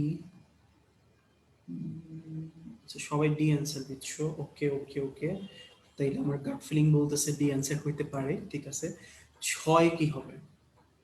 একবারে আসলে আমি একবারে অ্যান্সার দিব, আচ্ছা 6, অন্না শাহ লিখছো সি, নাসরিন সুলতানা 4 কই পেল? 4 তো দিই। আচ্ছা জান্নাতুল ফেরদৌস মাহি ডি, মাকসুদা আক্তার ডি, মুশফিকুর রহমান ডি, আর 6 লিখছো সি। ওকে, আমার মনে হয় অ্যান্সার হয়ে গেছে। আচ্ছা দেখো, চারটি কোয়ান্টাম সংখ্যার কোন মানটির জন্য কোন সেটটি একটি ডি ইলেকট্রনের জন্য সঠিক। হ্যাঁ, আমি বলছি ক্লু দিছে, দেখো ক্লুটা কোথায় দিয়েছে, ক্লুটা দিয়েছে এই যে এইখানে, ডি ইলেকট্রন। তার মানে স্পেসিফাইড কার, ডি এর। ঠিক আছে, তাহলে প্রথম কথা হচ্ছে আমি বলছি যেখানেই ডি থাকিবে এবং স্পেসিফাই করে বলে দিলে যা দেওয়া থাকবে তারই এল এর মান লিখতে হবে, অন্য কারো এল এর মান লেখা যাবে না। ঠিক আছে, তাহলে ডি এর জন্য এল কত বলো, 2। তাহলে 2 দিয়ে যেগুলো আছে এগুলো ঠিক, বাকি যারা দেয় না এগুলো ভুল। তাহলে এইটার মান 3 দেওয়া আছে ক্রস, এটার মান 3 দেওয়া আছে ক্রস। প্রথমেই আমার অ্যান্সার বের হয়ে আসছে। ওকে, তাহলে দেখো যদি এটা 4 হয়ে থাকে তাহলে 4 এর জন্য আমার এল এর মান হতে পারে কি 0 1 2 3। তাহলে এম এর মান আমার হতে পারে 0 plus minus 1 plus minus 2 plus minus 3। এগুলো পড়তে না বেশিক্ষণ লাগে না, লিখে ফেলবা। ঠিক আছে, তার তাহলে স্পিনের মান কি হওয়া উচিত ছিল প্লাস মাইনাস হাফ, এখানে আছে 0, তাহলে এটাও বাদ। তাহলে এটা দেওয়া আছে হয়েছে কিনা, তাহলে 4 আগেই বললাম 0 1 2 3 হতে পারে, 2 দেওয়া আছে। ঠিক আছে, এটা plus half plus 1 plus minus 1 হইতেই পারে, প্লাস 1 দেওয়া আছে, এটাও ঠিক আছে। আর স্পিনের মান মাইনাস হাফ দেওয়া আছে, এটা ঠিক আছে। ঠিক আছে, তাহলে 5 এর অ্যান্সার হচ্ছে ডি। ওকে, তাহলে একটু খেয়াল রাখতে হবে যে আমাকে কোনো ক্লু দিয়েছে কিনা। ঠিক আছে, ক্লু দিয়েছে কিন্তু। ওকে, এইটাতে কি কোনো ক্লু দিছে? না, এটা তো আমার কোনো ক্লুই দেয় নাই। ঠিক আছে, আমাকে বলছে 4টা কোয়ান্টাম সংখ্যার মান নির্ণয় করে, না ইলেকট্রন বলছে না মৌল বলছে, র্যান্ডম কোশ্চেন। তাহলে এখানে আমার কোনো প্রবলেম নাই। তাহলে এখানে যদি 3 হয়, 3 এর জন্য এল এর মান কত হতে পারে 0 1 2। তাহলে এখানে 2 দেওয়া আছে। ঠিক আছে, এটা হতে পারে প্লাস মাইনাস 2 ও হতে পারে, যেহেতু 2 আছে। এটাও হতে পারে প্লাস মাইনাস হাফ হতে পারে। তাহলে এটা একটা বাস্তব সিরিজ। এখানে দেখো 4 এর জন্য 0 1 2 3 পর্যন্ত হতে পারে, এখানে 0 দেওয়া আছে। ঠিক আছে, এম এর মানও এটা যে কোনো একটা হতে পারে, 0 দেওয়া আছে। ঠিক আছে, প্লাস হাফ এটাও ঠিক আছে। এটার ক্ষেত্রে খেয়াল করো 5, তাইলে এর মান হতে পারে 0 1 2 3 4। তাহলে এখানে 0 দেওয়া আছে। ঠিক আছে, এখানে 3 দেওয়া আছে। ঠিক আছে, এটা মাইনাস হাফ। ঠিক আছে, কিন্তু এটার ক্ষেত্রে খেয়াল করো এটা মান হতে পারে 0 1 2, তাই না, 3 এর জন্য। কিন্তু কখনোই আমার এখানে এল এর মান 0 প্লাস মাইনাস 1 প্লাস মাইনাস 2 পর্যন্তই হবে, 3 পর্যন্ত আর যাবে না। এটা ভুল দেওয়া আছে। ঠিক আছে, সো যখন বের করবা ভ্যাপ তোমাকে ফার্স্ট অবভিয়াসলি হইতে হবে। ঠিক আছে, কিন্তু তুমি অবশ্যই লিখে লিখে করবা। ঠিক আছে, ভুল হবে না। তাহলে প্রশ্নের গায়ে জাস্ট হচ্ছে একটু পেন্সিল দিয়ে হচ্ছে একটু রাফ করে নিবা, নো প্রবলেম। ওকে, তাহলে দেখবো যে হচ্ছে এটা করে মুছে দিও। ঠিক আছে, তো আলটিমেটলি হচ্ছে প্রবলেম হওয়ার কথা না। তাহলে 5 পারবো, 6 পারবো। ঠিক আছে ভাইয়া, এম এর মানটা বুঝতে পারলাম না। এম এর মান তো ভাইয়া এই যে ধরো হচ্ছে যদি এল থাকে 0 1 2, হ্যাঁ, এম এর মান হবে এগুলার সবগুলারই প্লাস মাইনাস। এখন জিরোর তো প্লাস মাইনাস হয় না, তাই না, এই কারণে জিরোরটা আমরা জিরোই লিখি। 1 এর প্লাস মাইনাস হয় তাহলে প্লাস মাইনাস 1, 2 এর প্লাস মাইনাস হয় তাহলে প্লাস মাইনাস 2। যাহাই এল তাহাই এম, জাস্ট আগে একটু প্লাস মাইনাস বসাই দেবো, তাহলেই হবে। ওকে, আচ্ছা ঠিক আছে। ওয়াও, একজন লিখছে আমার দুইটাই হয়েছে, ইয়ো। ঠিক আছে, আমরাও ইয়ো। ঠিক আছে ওকে, আমরা চলে আসি হচ্ছে নেক্সট পেজে। আমাদের যে নেক্সট পেজে তথ্যগুলো আছে ভাইয়া, এগুলো অ্যাকচুয়ালি হচ্ছে জাস্ট আমরা যখন হচ্ছে দাগানো বইটা তোমাদেরকে দিয়ে দিব ওইখান থেকে দেখে নিবা। এটাতে পড়ার মতো কিছু নাই, যেটা পড়ার মতো আছে আমি সেইটাকেই সংক্ষেপ করে এখানে নিয়ে আসছি। ওকে, তাহলে আমরা এখান থেকে পড়বো যে প্রধান শক্তি স্তরে, এটা 1 নম্বর সূত্র, উপশক্তি স্তর সংখ্যা লিখছি এন সংখ্যক। আসলে কি মিন করছি আমি, খেয়াল করো। উদাহরণ n ইজ ইকাল টু 3, তাহলে n মানে কি প্রধান শক্তি স্তর। তাহলে প্রধান শক্তি স্তর দেওয়া আছে কয়টা, 3 নাম্বার। ঠিক আছে, তাহলে উপশক্তি স্তর সংখ্যাও সমান সমান কয়টা হওয়ার কথা, 3টা। সূত্র অনুযায়ী দেখি হয়েছে কিনা। দেখো n হচ্ছে প্রধান শক্তি স্তর 3, এর উপশক্তি স্তর দ্যাট মিন্স এল কি কি হয়, 0 হয়, 1 হয়, 2 হয়, তাই না। কেন, কারণ এল এর উপশক্তি স্তর হচ্ছে 3টা, একটা হচ্ছে 3s, একটা হচ্ছে 3p, একটা হচ্ছে 3d, তাই না ভাইয়া। এস এর জন্য কত হবে 0, পি এর জন্য কত হবে 1, ডি এর জন্য কত হবে 2। ঠিক আছে, এইভাবে আসছে। তাহলে কয়টা লিখছি, 3টা লিখছি না। তাহলে প্রধান শক্তি স্তর 3 হলে তার উপশক্তি স্তর কয়টাই হয়, 3টা। তাহলে কি সংখ্যা আছে, প্রধান শক্তি স্তর সংখ্যক বা এন সংখ্যক। ওকে, আবার দেখো n ইজ ইকুয়াল টু যদি 2 হয়, n এর কয়টা মান আছে, দুইটা, একটা হচ্ছে 0, একটা হচ্ছে 1। ঠিক আছে, তাই n এর মান যত উপশক্তি স্তর তত। তাহলে n যদি হচ্ছে ভাইয়া 3 হয়, উপশক্তি স্তর সংখ্যাও কয়টি হবে, 3টি। ঠিক আছে, তাহলে আমার একটা প্রশ্নের উত্তর একটু কষ্ট করে দিয়ে দাও। এল তম কক্ষপথে, ওই যে বড় হাতের এল, এল তম কক্ষপথে কয়টি উপশক্তি স্তর আছে।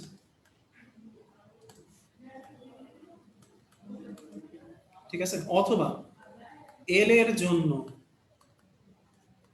কোনটি বাস্তব? দেখো কোশ্চেন কত ভাবে করা যায়, ঠিক আছে? উপশক্তি স্তর কয়টি आंसर দিবা? এল এর জন্য বাস্তব আমি অপশন দিয়ে দিচ্ছি, হ্যাঁ, 2s, b 2d, c 3s, d 4b।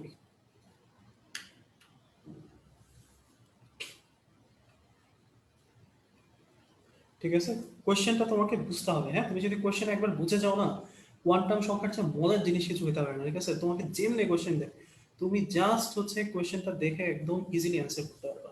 ওকে, ভেরি গুড। ঠিক আছে, তাহলে খেয়াল করো, সবাই মোটামুটি অ্যান্সার দিচ্ছে এল তম, তাহলে আমার হচ্ছে কে এল, তাহলে দ্বিতীয় কক্ষপথ, তাহলে কয়টা উপশক্তি স্তর দিবে? দুইটা।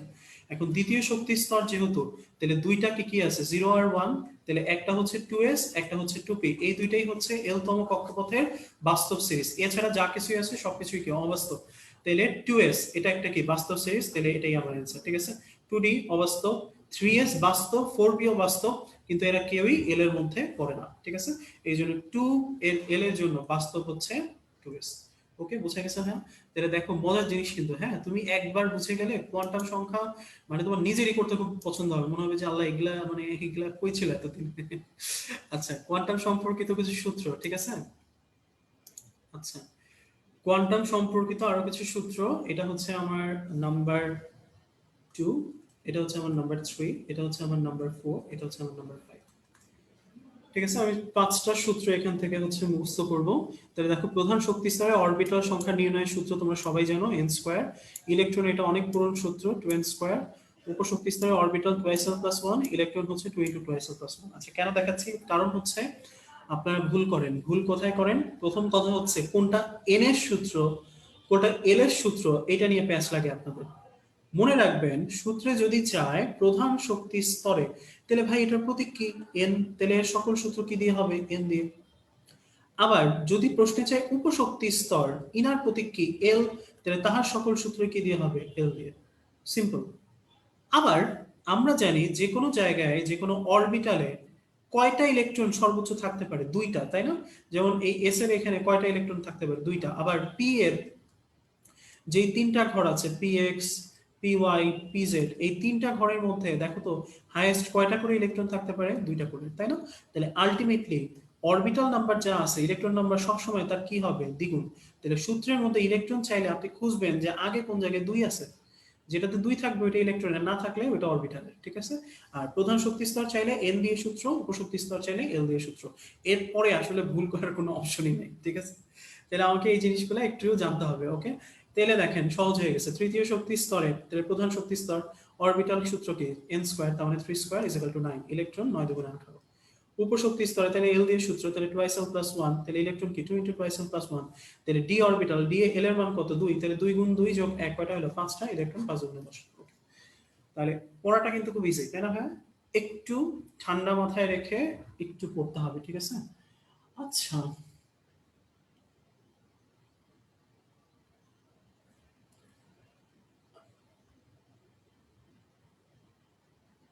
ওকে, ঠিক আছে, ওকে। আচ্ছা, আমরা নেক্সট টপিকে চলে যাই। নেক্সট টপিক আপনাদের জন্য। আপনারা একটু সলভ করেন 126 থেকে 128। আপনাদের কাছে সময় হচ্ছে একদম 1 মিনিট। 1 মিনিটের মধ্যে আমার এই তিনটা প্রশ্নের উত্তর চাই। ওকে,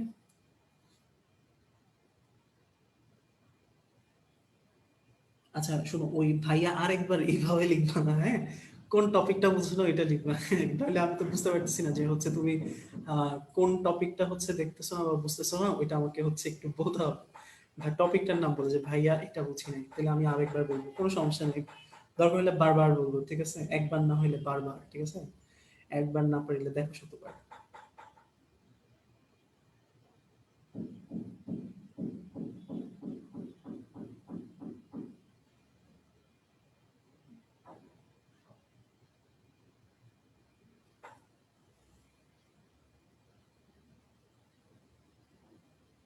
ওকে, অনেকে অ্যান্সার করে দিছো 126 বি।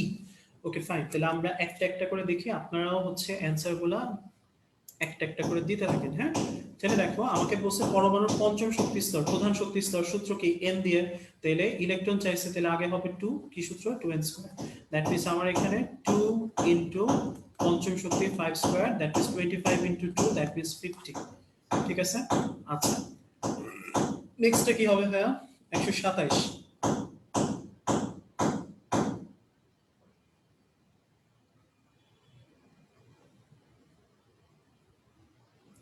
আচ্ছা, তোমরা অনেকেই দেখছো যে ব্লার হয়ে যাচ্ছে তোমাদের পাশাপাশি, কিন্তু আমি আমার মোবাইলটাও হচ্ছে ইয়া রাখছি, এবং তোমরা যদি জাস্ট একটু হচ্ছে জুম করো, এটা আসলে ব্লার হওয়ার কোনো কারণ নাই। আর যদি ব্লার হয়ে থাকে ভাই, আনফরচুনেটলি সম্ভবত হচ্ছে তোমার নেটওয়ার্কে একটু ঝামেলা আছে, কারণ আমার স্ক্রিনে কিন্তু ব্লার আসতেছে না। ঠিক আছে।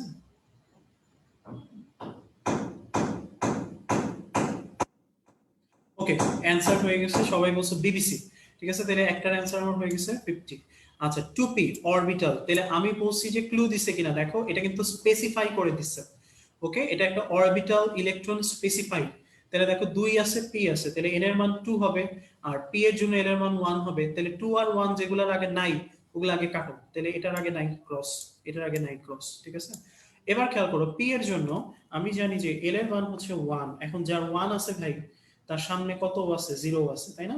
তাহলে এম এর মান হবে 0 কমা প্লাস মাইনাস 1। সহজ জিনিস, যার 1 আছে ভাই, 2p আছে। টু পি তো লাভ দিয়ে চলে আসবে না, তাই না, কোনো ইলেকট্রনে? তার আগে অবশ্যই তাকে 1s থাকতে হবে, তার আগে অবশ্যই তাকে 2s থাকতে হবে। ঠিক আছে। তাহলে এই 1s 2s যদি থাকে, তারপরে না 2p আসবে, তাহলে যার 2p আছে তার অবশ্যই এই দুইটাও আছে। তাহলে তার আগে এর এর মান অবশ্যই 0 লিখতে হবে, তাহলে এখানে 0 আছে, প্লাস মাইনাস 1ও আছে এম এর মান। ঠিক আছে। তাহলে আমার মানটা হবে -1 0 1। ঠিক আছে, তার মানে পি। ওকে, 3D উপশক্তি স্তর, এইটাও হচ্ছে আমার হচ্ছে স্পেসিফাইড কোয়েশ্চেন।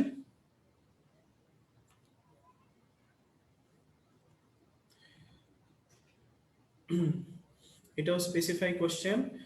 এখানে হচ্ছে চৌম্বকীয় কোয়ান্টাম সংখ্যার মান কয়টি সেটা বলছে। ঠিক আছে। তাহলে ডি উপশক্তি স্তরে চৌম্বকীয় কোয়ান্টাম সংখ্যার মান খেয়াল করো হচ্ছে আমার 5টি।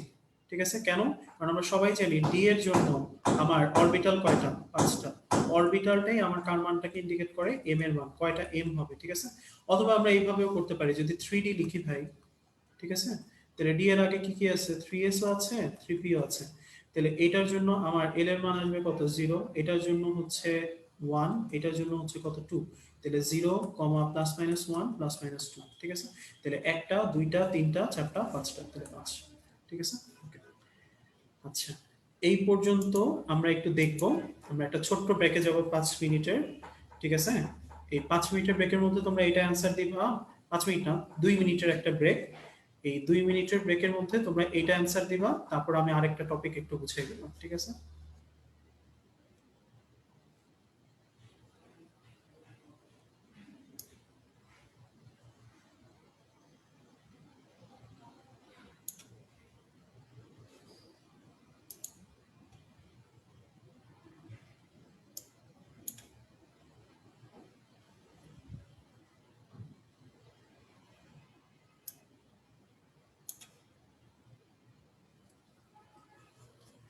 দুই মিনিট সময়। ঠিক আছে।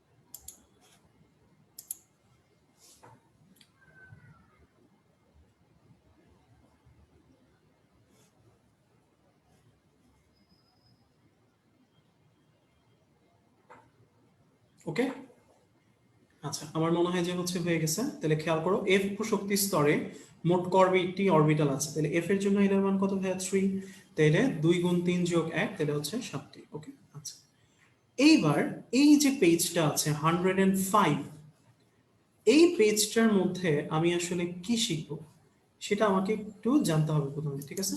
তাহলে এই পেজটা থেকে আমি যেটা আসলে জানতে চাই সেটা হচ্ছে আমার এখানে দেখো প্রধান কোয়ান্টাম সংখ্যা, সহকারী কোয়ান্টাম সংখ্যা, চৌম্বকীয় কোয়ান্টাম সংখ্যা, এইটা দিয়ে হচ্ছে কিছু মান দেওয়া আছে, তাই না? তাহলে এই মানগুলা হচ্ছে আমাকে একটু কষ্ট করে হচ্ছে জানতে হবে বা পড়তে হবে, ঠিক আছে? তাইলে প্রশ্ন কি আসবে তোমাদের মাঝে মধ্যে, কিছু কোয়েশ্চেন আসে না মাঝে মধ্যে কিছু কোয়েশ্চেন আসে না যে হচ্ছে E1 E2 এই ধরনের ইলেকট্রনের 4টি কোয়ান্টাম সংখ্যার বিন্যাস বের করো, তাহলে ওই জিনিসটার জন্যই আমি হচ্ছে এটা হচ্ছে করাবো, ঠিক আছে? তাহলে দেখো প্রশ্নে যদি আসে যেমন E1,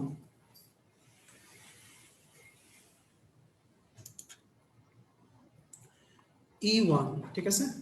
তাহলে E1 এর ইলেকট্রনের 4টি কোয়ান্টাম সংখ্যার বিন্যাস বের করো, 4টি কোয়ান্টাম সংখ্যার বিন্যাস বের করো, ঠিক আছে? E1, E1 মানে হচ্ছে কি? E1 মানে হচ্ছে ইলেকট্রন, কোনটা? প্রথম ইলেকট্রন, ঠিক আছে? তাহলে E1 এর প্রথম কথা হচ্ছে আমাকে বিন্যাস লিখতে হবে। বিন্যাসটা কি? 1s1, তাই না ভাইয়া? তাহলে 1s1 যখন লিখছো তাহলে n এর মান এখান থেকেই আসবে। n এর মান কত? 1। l এর মান কার জন্য হবে? এটা কোন উপশক্তি স্তর আছে? s, তাহলে s এর জন্য মান হবে 0। ওকে, m এর মান এটা যদি 0 হয় এটার মানও কত হবে? 0ই হবে, তাই না? আর স্পিনের মান, এইটা খেয়াল করো, যে কোনো জায়গায় আমরা যখন অরবিটালে ইলেকট্রন লিখি তখন প্রথম ইলেকট্রনটাকে এইভাবে লিখি, তাই না? তাহলে এটা কি মুখী স্পিন? ঊর্ধ্বমুখী। এই জন্য প্রথম ইলেকট্রনটা অলওয়েজ কি হয়? পজিটিভ। আর এই জায়গার মধ্যে দেখো এটা হচ্ছে কি? নিম্নমুখী স্পিন। এইটা হচ্ছে তার সেকেন্ড ইলেকট্রন, এই জন্য এটার মান হয় হচ্ছে মাইনাস। ঠিক আছে? তাহলে দেখো তো ভাই, এই যে এইখানে আমার কি দেওয়া আছে? 1 দেওয়া আছে।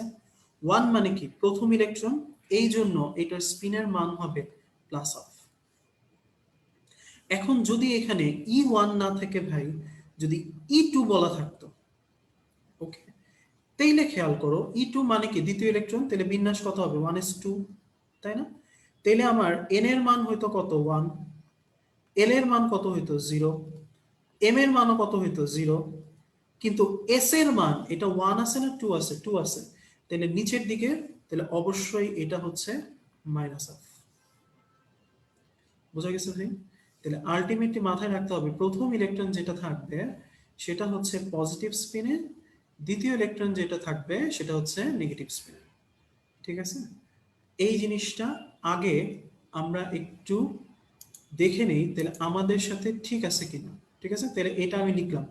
এখন তুমি দেখো যে প্রধান কোয়ান্টাম সংখ্যা, আমি এটা মুছে দিলাম, ঠিক আছে? প্রধান কোয়ান্টাম সংখ্যা যদি 1 হয়ে থাকে, তার সহকারী কোয়ান্টাম সংখ্যা এল এর মান কত হয়? 0ই হয়, তাই না? কেন? কারণ আমার এটার নাম কি? আমার এটার নাম হচ্ছে 1s।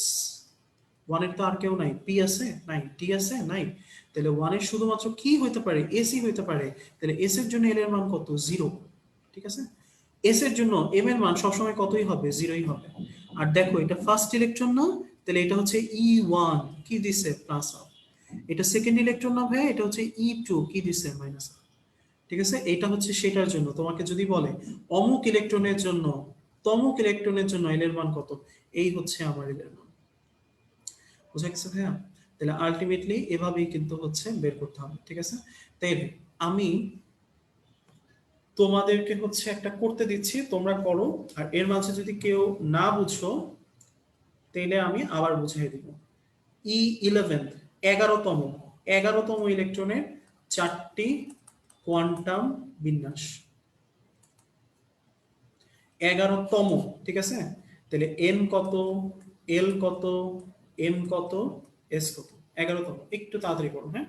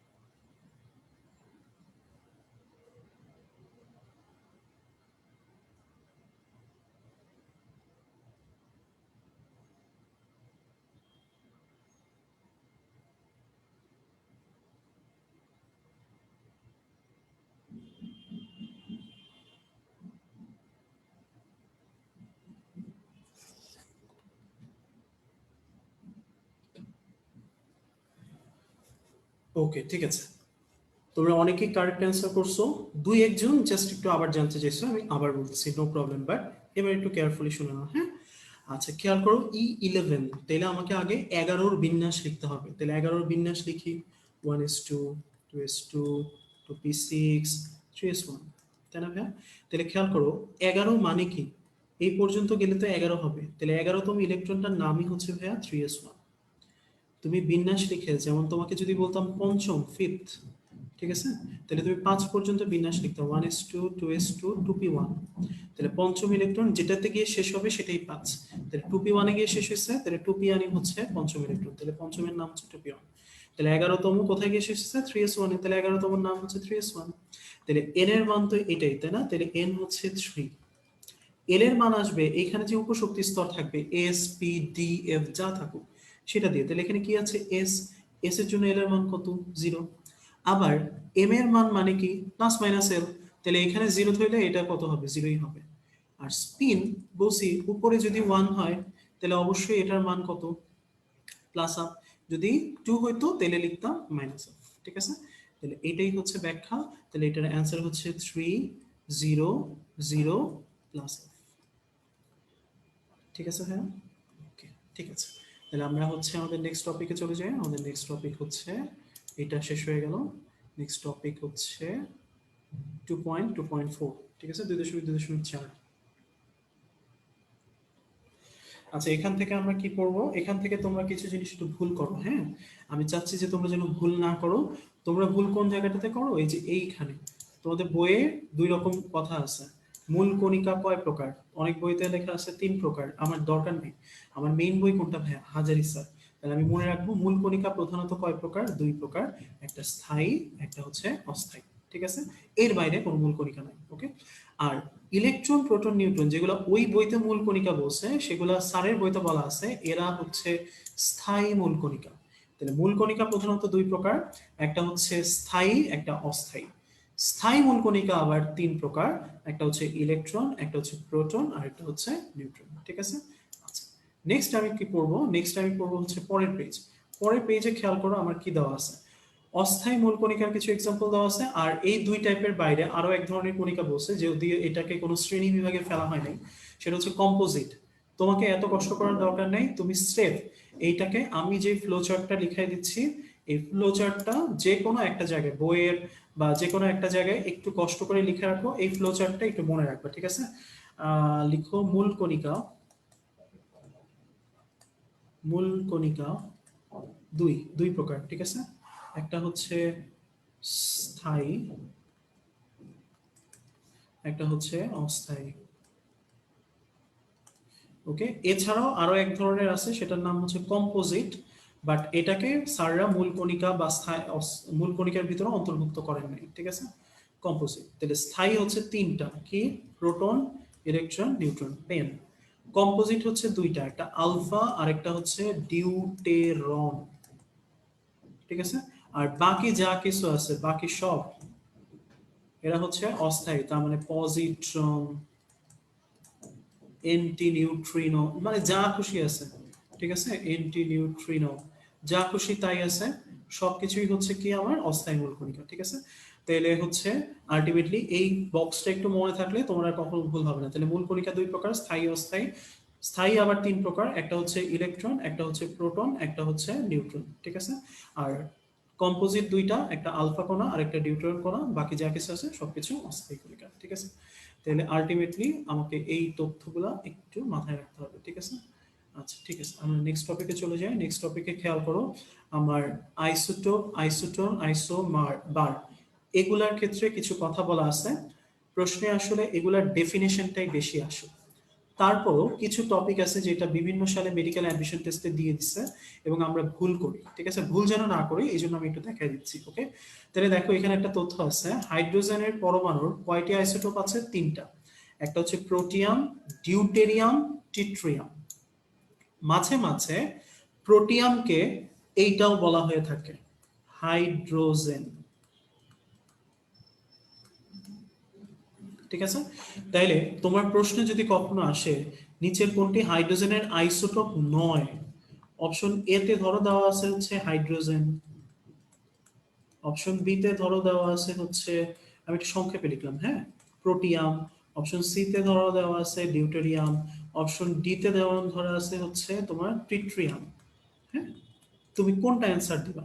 তুমি তখন অ্যান্সার দিবা হাইড্রোজেন, ওকে, ব্ল্যাঙ্ক অ্যান্সার দেওয়া যাবে না। কিন্তু যদি তোমার অপশনে প্রোটিয়াম না থেকে হাইড্রোজেন থাকে এবং অপশনে কোথাও থাকে কোনোটিই নয়,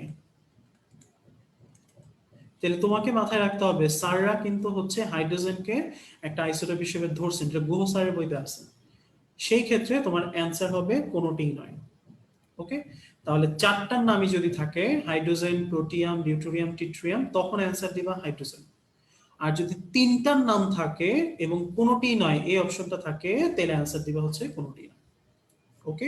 এই জিনিসটা একটু খেয়াল রাখতে হয় যে হচ্ছে কখন কোনটা অ্যান্সার দিব, ঠিক আছে। কারণ যেহেতু বইয়ের মধ্যে উল্টাপাল্টা করে লিখছে, আমাদের তো কিছু করার নেই, আমাদেরকে একটু ঠান্ডা মাথায় রেখে পড়তে হবে। আচ্ছা, ডিউটেরিয়াম অক্সাইডকে কি বলা হয়? ভারী পানি বলা হয়। এই সংকেতটা জিজ্ঞেস করে, ডিউটেরিয়াম অক্সাইডের সংকেত কি, ঠিক আছে, D2O, ওকে।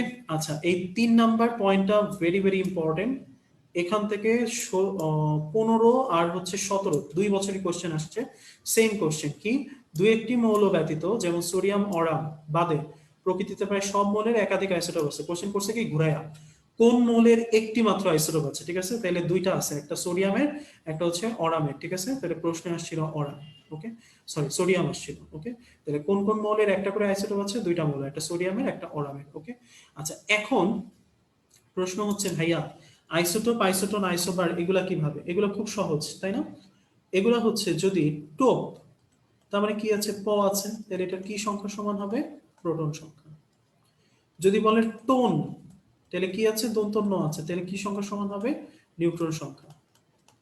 যদি বলা হয় হচ্ছে বার, ঠিক আছে, তাহলে কি সংখ্যা সমান হবে? ব আছে, তাহলে ভর সংখ্যা, ঠিক আছে। তাহলে সহজ ভাষায় বলতে গেলে আইসোটোপ মানে প্রোটন সমান, টোন মানে নিউট্রন সমান, ভর মানে ভর সমান, ঠিক আছে। তাহলে এইটা দিয়ে বেসিক্যালি মনে হয় আমরাও যারা হচ্ছে তোমরাও মুখস্থ করছো তারা মনে হয় এইভাবেই মুখস্থ করছো, ওকে, কারণ আমরা এইভাবেই করতাম, সো তোমাদের তো অন্যভাবে করার অপশনটা কম, ওকে।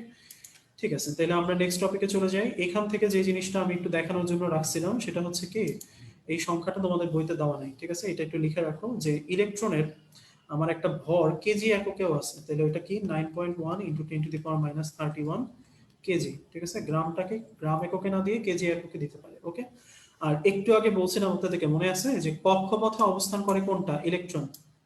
আর প্রোটন নিউট্রন কই থাকে? নিউক্লিয়াসে। এই প্রোটন থাকার কারণে নিউক্লিয়াসটা কি হয়? ধনাত্মক চার্জযুক্ত, ঠিক আছে?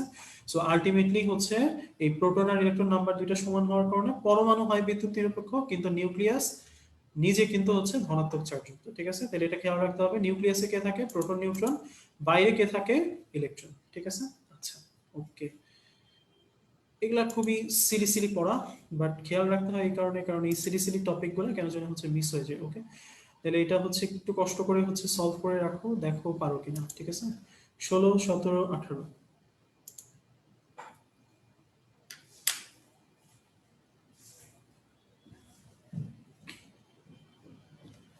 ওকে, অন্য কালার ইউজ করবো, ঠিক আছে? অন্য কালার ইউজ করবো।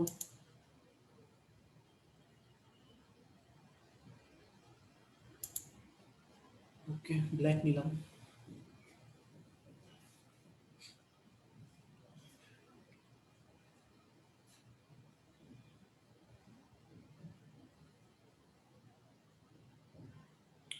আচ্ছা, একজন লিখছো যে 11তম ইলেকট্রন 3p(x1) কিনা? না হ্যাঁ, 11তম ইলেকট্রনটা 3p(x1) না, কারণ 11-র বিন্যাস হচ্ছে 3s, তাই না? পি আসবে হচ্ছে তোমার 13 থেকে, মানে 12 পর্যন্ত হচ্ছে 2s2, তারপরে আসবে হচ্ছে 2p গুলা, 3p গুলা, সরি, 3p গুলা আসবে হচ্ছে 12-র পর থেকে 18, 13 থেকে 18 পর্যন্ত, ঠিক আছে? সো 11 নম্বরটা অ্যাকচুয়ালি হচ্ছে 3s1 হবে। ওকে, সবাই অ্যান্সার করে দিচ্ছ? কি লিখছো? একজন লিখছো আফসানা ডিএসসি, আশা লিখছো এএসসি, সুমাইয়া আফরিন ডি। আচ্ছা ঠিক আছে, আমি একটু দেখি। হ্যাঁ, কম্পোজিট কণিকা কয়টা? তাহলে আমরা একটু আগে পড়ছিলাম ভাইয়া, কম্পোজিট কণিকা হচ্ছে দুইটা, একটা হচ্ছে আলফা কণা আর একটা হচ্ছে ডিউটেরিয়াম, তাই না? তাহলে এখানে দেখো কি আছে, ডিউটেরিয়াম আছে। যারা ডিউটেরিয়াম, একটু খেয়াল করো নাই হয়তো, এটা হাইড্রোজেনের আইসোটোপ, কম্পোজিট কণিকা নাম। হ্যাঁ, ডিউটেরিয়াম নামটা হচ্ছে ডিউটেরন, যেটা কম্পোজিট। ওকে, আচ্ছা। কোন জোড়াটি আইসোবার? দেখো এখানে আমার আইসোবার, দ্যাট মিন্স কি সংখ্যা সমান? আমার ভর সংখ্যা সমান। তাহলে প্রথম অপশনটাতেই দেখো আমার ভর সংখ্যা সমান আছে, অ্যান্সার হয়ে গেছে। তারপর বাকিগুলো একটু দেখি।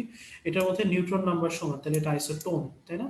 এটার মধ্যে আমার হচ্ছে প্রোটন সংখ্যা সমান, তাহলে এটা আইসোটোপ। এটার মধ্যে প্রোটন সংখ্যা সমান, তাইলে এটা আইসোটোপ। নিচের কোন জোড়াটি আইসোটোন? তাহলে কি সংখ্যা সমান হবে? নিউট্রন, তাই না? তাহলে দেখো প্রথম অপশনটাকে ভর সমান, এটা আইসোবার।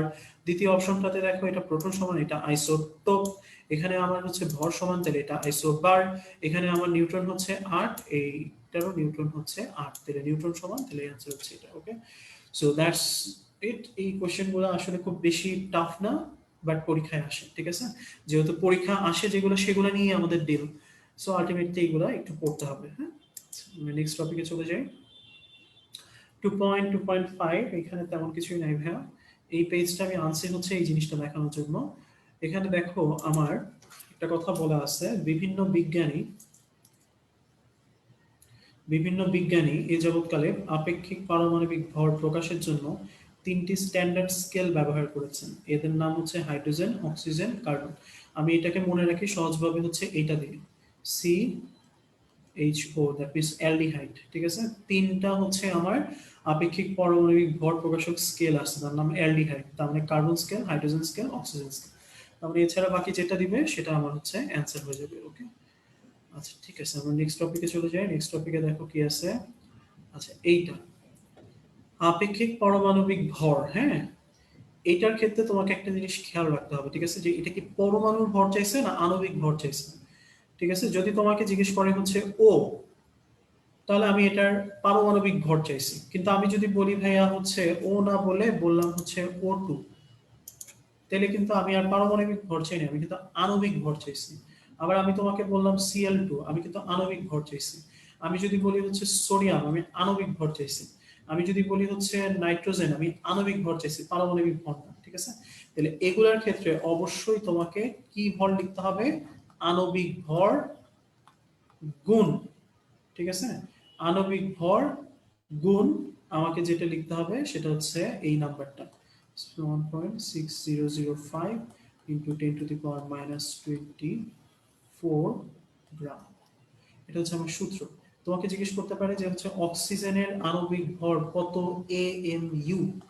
এই AMU মানেই কিন্তু এটা, ঠিক আছে? তখন তোমাকে অক্সিজেন O2, তাহলে এটা আণবিক ভর চাইছে, ঠিক আছে? তাহলে আমি আণবিক ভরটা লিখবো 32, ঠিক আছে?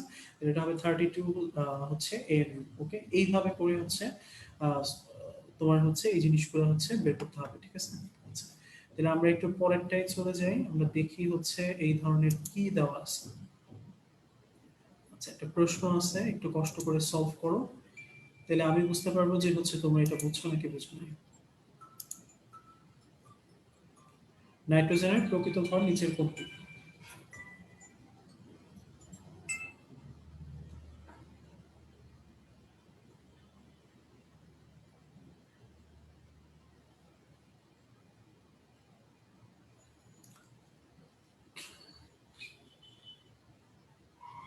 ওকে, আচ্ছা, একটু খেয়াল করো। 1.6605, যেহেতু এখানে একদম অ্যাকুরেট মানটা দিয়েছে, সেহেতু আমাকে হচ্ছে অ্যাকুরেট মানটাই হচ্ছে বলতে হবে, ঠিক আছে? তাহলে এটা হচ্ছে 1.6605 ইন্টু 10⁻⁻24 AMU, আর সাথে গুণ হবে হচ্ছে আমার এটা আণবিক ভর, কারণ এটা N2 বস্তু, তাহলে নাইট্রোজেনের আণবিক ভর 28 ইন্টু AMU, ঠিক আছে? তাহলে এটা অ্যান্সার। ওকে, আচ্ছা, 2.7, ঠিক আছে? 2.7 এর ক্ষেত্রে 2.7 এর ক্ষেত্রে গত বছরের কোয়েশ্চেন যেটা ছিল ভাইয়া, আমি জাস্ট ওই প্রশ্নটা একটু জাস্ট হচ্ছে দেখাই দেই। অক্সিজেনের কয়টি আইসোটোপ আছে? অক্সিজেনের 3টি আইসোটোপ আছে, একটা হচ্ছে 16, 17, 18। প্রবলেম হচ্ছে অক্সিজেনটা নিয়ে না, প্রবলেমটা হচ্ছে আমার প্রশ্নটা আসবে হচ্ছে কার্বন নিয়ে, ঠিক আছে? তাহলে কার্বনের ক্ষেত্রে যখন তোমাকে করতে হবে, তখন হচ্ছে আমি কি করব, ঠিক আছে? তাহলে কার্বনের জন্য একটু কষ্ট করে একটা সাদা পেজ একটু নাও, সাদা পেজের মধ্যে এই কথাগুলো একটু লিখো, ঠিক আছে? কার্বনের আইসোটোপ, কার্বন এর আইসোটোপ, ঠিক আছে? যদি বলে কার্বনের আইসোটোপ কয়টি, তোমার অ্যান্সার হচ্ছে 3টি। কি কি? কার্বন 12, 13, 14। কিন্তু যদি তোমাকে বলে কার্বনের স্থায়ী আইসোটোপ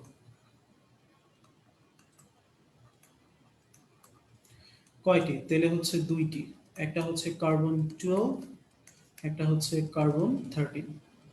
কিন্তু যদি তোমাকে বলে কার্বনের তেজস্ক্রিয় আইসোটোপ কয়টি, একটি। কত সেটা?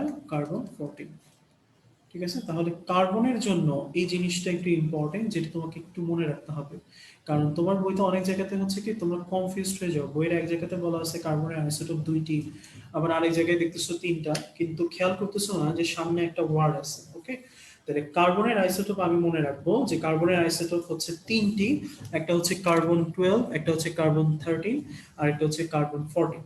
কিন্তু যদি তোমাকে কখনো বলে কার্বনের স্থায়ী আইসোটোপ কয়টি, তখন অ্যান্সার দিব 2টি। একটা হচ্ছে 12 আর একটা 13, আর তেজস্ক্রিয় কোনটি, সেটা হচ্ছে কার্বন 14, ঠিক আছে? তাহলে এই প্রশ্ন কিন্তু আসতে পারে, একটু ঠান্ডা মাথায় খেয়াল রেখো যে প্রশ্ন যেটা চাবে অ্যান্সার কিন্তু এটাই হবে। ওকে, নেক্সটটাতে চলে আসি আমরা। ওকে, এখানে আর তেমন কিছু নেই, এগুলা তেমন কিছু লাগবে না। তুমি 2.9 এ চলে আসো, 114 নাম্বার পেজ, 114, নতুন বই, 2.5, 2.9, 2.2.9, 114 নাম্বার পেজ, দেখো আছে নিউক্লিয়ার বিক্রিয়া। ওকে, আচ্ছা, নিউক্লিয়ার বিক্রিয়া থেকে আমাকে যেটা একটু জানতে হবে, হ্যাঁ, সেটা হচ্ছে নিউক্লিয়ার বিক্রিয়াটা কয় প্রকার। তোমাদের ফিজিক্সেও নিউক্লিয়ার বিক্রিয়া আছে, কিন্তু এখানে বলা আছে নিউক্লিয়ার বিক্রিয়া হচ্ছে 2 প্রকার, একটা হচ্ছে ফিউশন আর একটা হচ্ছে ফিশন।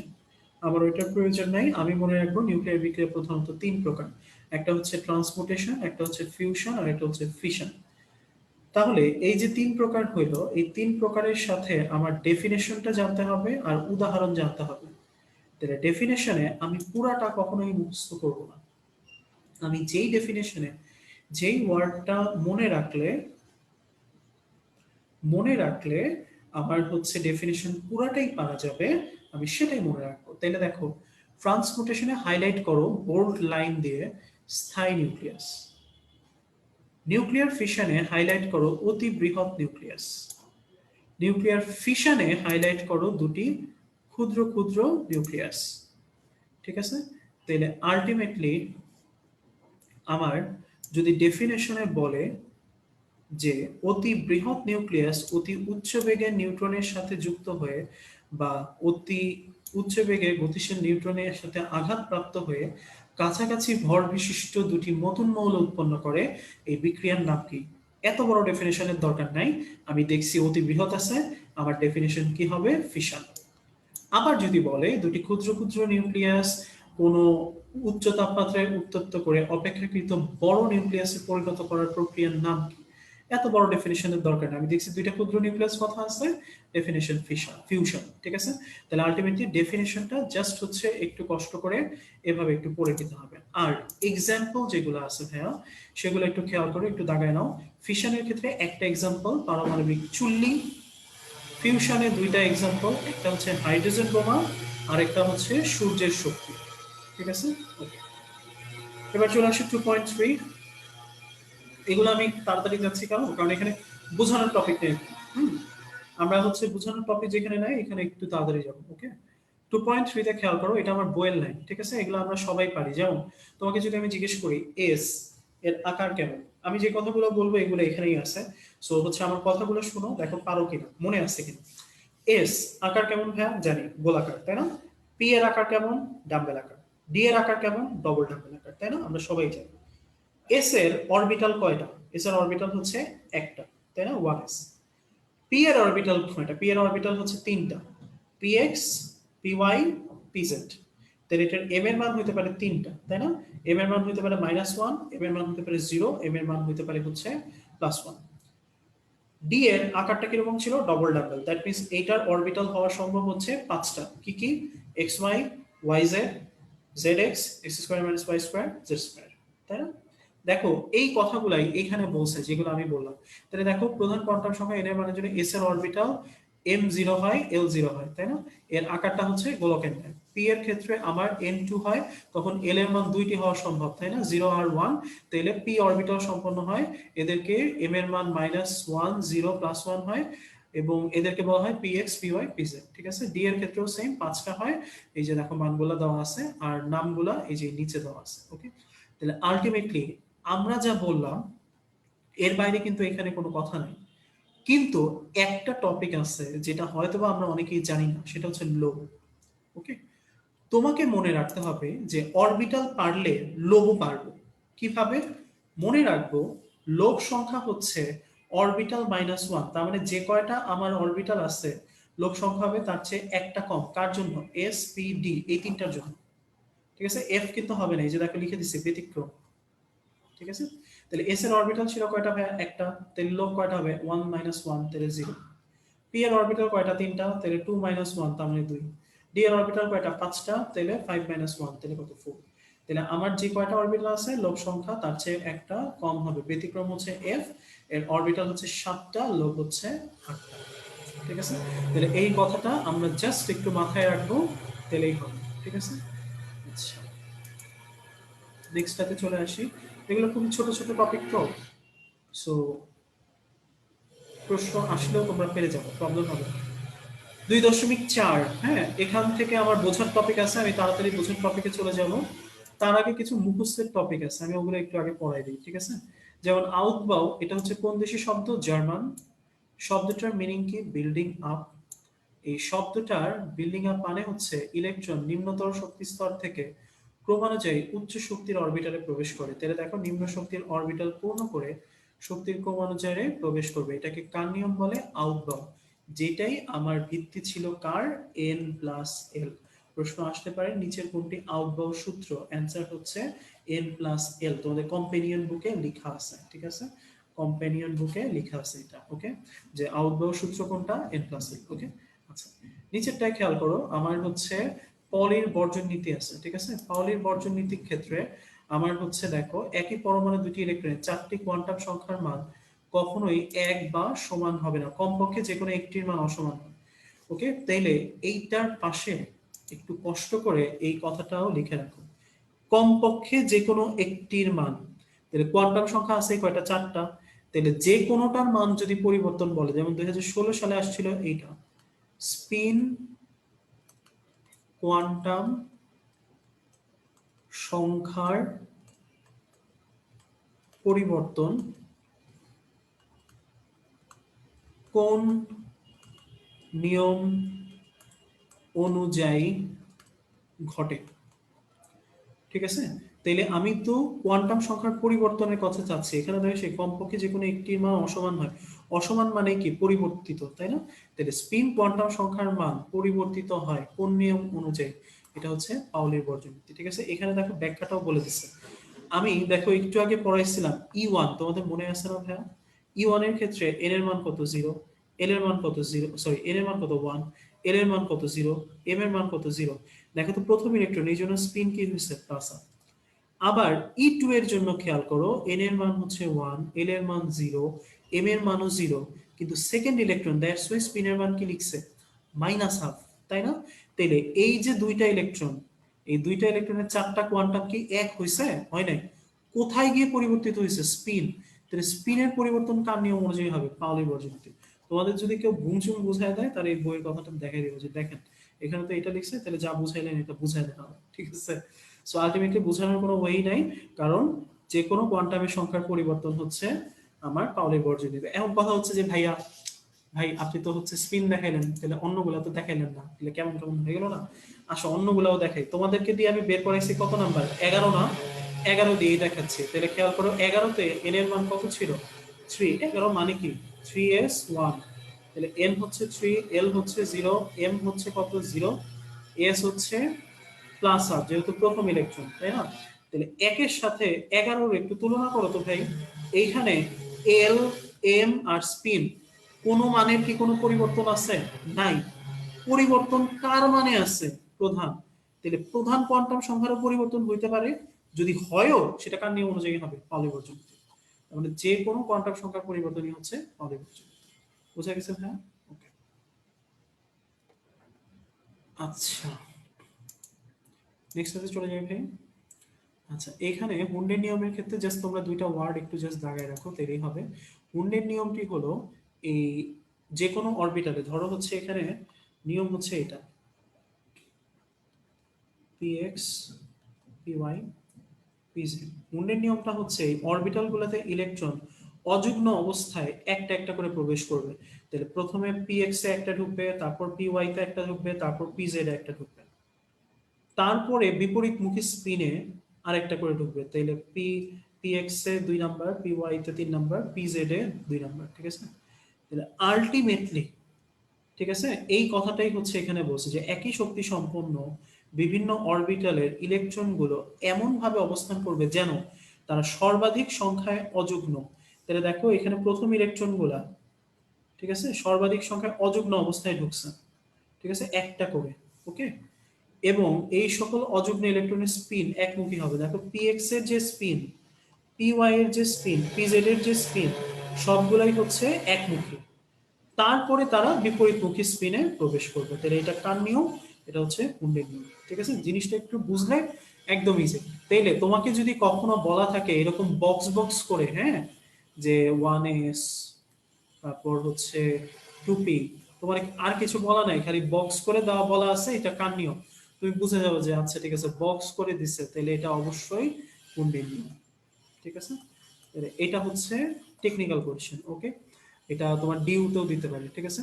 আবার দেখো কোন অরবিটালের জন্য হুন্ডের নিয়ম প্রযোজ্য নয়, এই কথাটা মেডিকেলের জন্য খুব ইম্পর্টেন্ট, এস অরবিটাল, ঠিক আছে? তাহলে এই কয়টা কথা হুন্ডের জন্য একটু পড়বা, হয়ে যাবে। ওকে, তাহলে আমাদের মোটামুটি হচ্ছে মুখস্থের টপিক শেষ। এবার আমরা একটা বোঝানোর টপিকে চলে আসবো, আউটবাউ নীতি এন প্লাস এল। ওকে, তাহলে দেখো এন প্লাস এল এর ক্ষেত্রে, এন প্লাস এল এর ক্ষেত্রে আমার ইলেকট্রন কোন শক্তি স্তরে আগে প্রবেশ করবে, ঠিক আছে? এই কথাটা একটু জানতে হবে। তাহলে ইলেকট্রন কোন শক্তি স্তরে আগে প্রবেশ করবে সেটাতে বের করার জন্য আমার যেটা জানতে হবে সেটা হচ্ছে এন প্লাস এল এর মান কার ছোট। যার ছোট হবে তার ক্ষেত্রে আমার ইলেকট্রন আগে যাবে।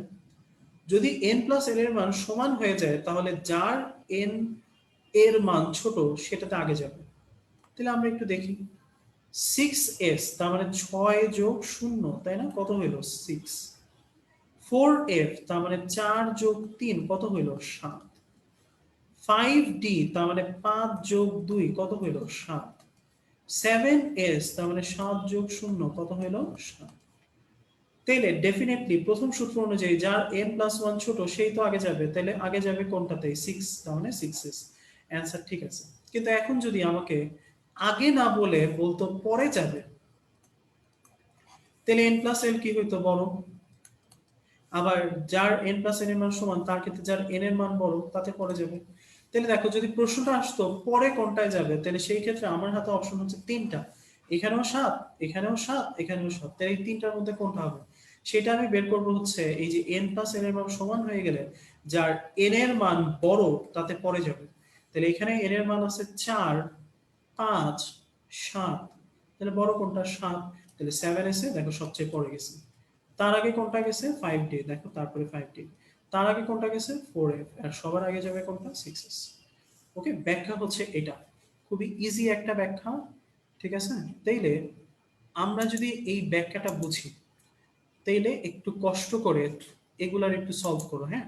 তোমরা বুঝছো নাকি বুঝো নাই এই জিনিসটা আমি তোমাদের সলভ দেখেই বুঝতে পারবো। ওকে, তাহলে কোন অরবিটালের শক্তি সর্বাধিক, ওই যে একটু আগে তোমরা কোশ্চেন করতেছিলা ভাইয়া কোন অরবিটালের শক্তি সর্বাধিক কোনটা কেমনে বের করবো।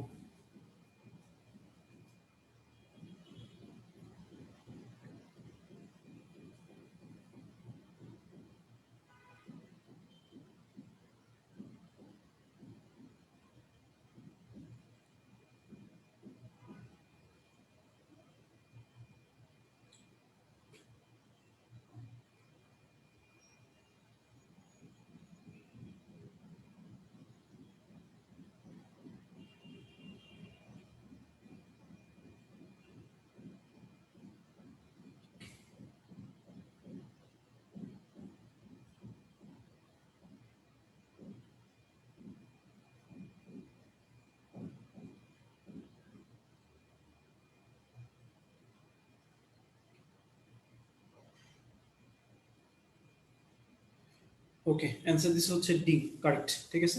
তাহলে দেখো এখানে হচ্ছে 4, এখানে হচ্ছে 3p, তার মানে 3 যোগ 1 4, এখানে হচ্ছে 3d তার মানে 5, 4f এ হচ্ছে 7, তাহলে সবচেয়ে বেশি 4f এ। গুড। আচ্ছা, এইবার খেয়াল করো কোনটি নিম্নতর শক্তির অরবিটাল শনাক্ত করো। এটা আমি এমনিই করে দিচ্ছি, তোমরা জাস্ট একটু দেখো, হ্যাঁ। 2p 3s, তাহলে 2p হচ্ছে 3, 3s ও 3। প্রবলেম হচ্ছে যে n প্লাস n সমান হয়ে গেলে n এর মান যার ছোট সে হচ্ছে নিম্নতর, তাহলে 2p হচ্ছে নিম্নতর। 3D 4p, তার মানে এখানে হচ্ছে ভাইয়া 3D 5, 4p মানেও 5, এখানেও সমান হয়ে গেছে কিন্তু n এর মান 3 এর ছোট, এই জন্য 3D হচ্ছে নিম্নতম। এখানে 3D 4s, তাহলে 3D 4s এর ক্ষেত্রে যদি থাকে ভাইয়া, তাহলে 3D 4s এর ক্ষেত্রে 5 আর 4, তাহলে আলটিমেটলি 3D এর মানটা বড়, সেজন্য এটা বড় শক্তি, 4s টা ছোট শক্তি। ওকে, নিম্নোক্ত কোন কোয়ান্টাম সংখ্যার সেটটি ইলেকট্রন অনুমতি কিনা ব্যাখ্যা করো। দেখা দিচ্ছি যেহেতু তোমরা এরকম অনেকগুলো প্র্যাকটিস করছোই। আমার n ইকুয়াল টু যদি 2 হয় ভাইয়া, ঠিক আছে, n ইজ ইকুয়াল টু যদি আমার 2 হয় তাহলে l এর মান হতে পারে 0 আর 1, তাই না। তাহলে এখানে 1 দেওয়া আছে, ঠিক আছে। m এর মান হতে পারে 0, প্লাস মাইনাস 1, 0 দেওয়া আছে, ঠিক আছে। স্পিনের মান প্লাস, ঠিক আছে। তাহলে এটা হচ্ছে অনুমোদিত। n এর মান যদি 1 হয়, l এর মান হবে 0, এখানে 1 দিচ্ছে, তাহলে এটা শুরুতেই ভুল, ঠিক আছে। এখানে দেখো 3 আছে n এর মান, তাহলে l এর মান হবে 0, 1, 2, 2 দেওয়া আছে, ঠিক আছে। কিন্তু m এর মান হবে 0, প্লাস মাইনাস 1, প্লাস মাইনাস 2 পর্যন্ত, মাইনাস 3 কখনোই আসবে না। ওকে, এটা যদি 2 হয়, l এর মান হচ্ছে 0 আর 1 দেওয়া আছে, m এর মান 0 প্লাস মাইনাস 1, মাইনাস 1, ঠিক আছে। কিন্তু স্পিনের মান কখনোই হচ্ছে 1 হতে পারে না, হয় প্লাস মাইনাস হাফ হচ্ছিল, তাহলে এটাও ভুল, ঠিক আছে। তাহলে আমার অনুমোদিত হচ্ছে এটা। আচ্ছা, নিম্নোক্ত কোনটির মধ্যে কোনটি বাস্তব কোনটি অবাস্তব আছে, এটা আমি হচ্ছে এইখান থেকে না, আমি তোমাদেরকে একটা ছোট্ট টেকনিক বলে দিচ্ছি, হ্যাঁ।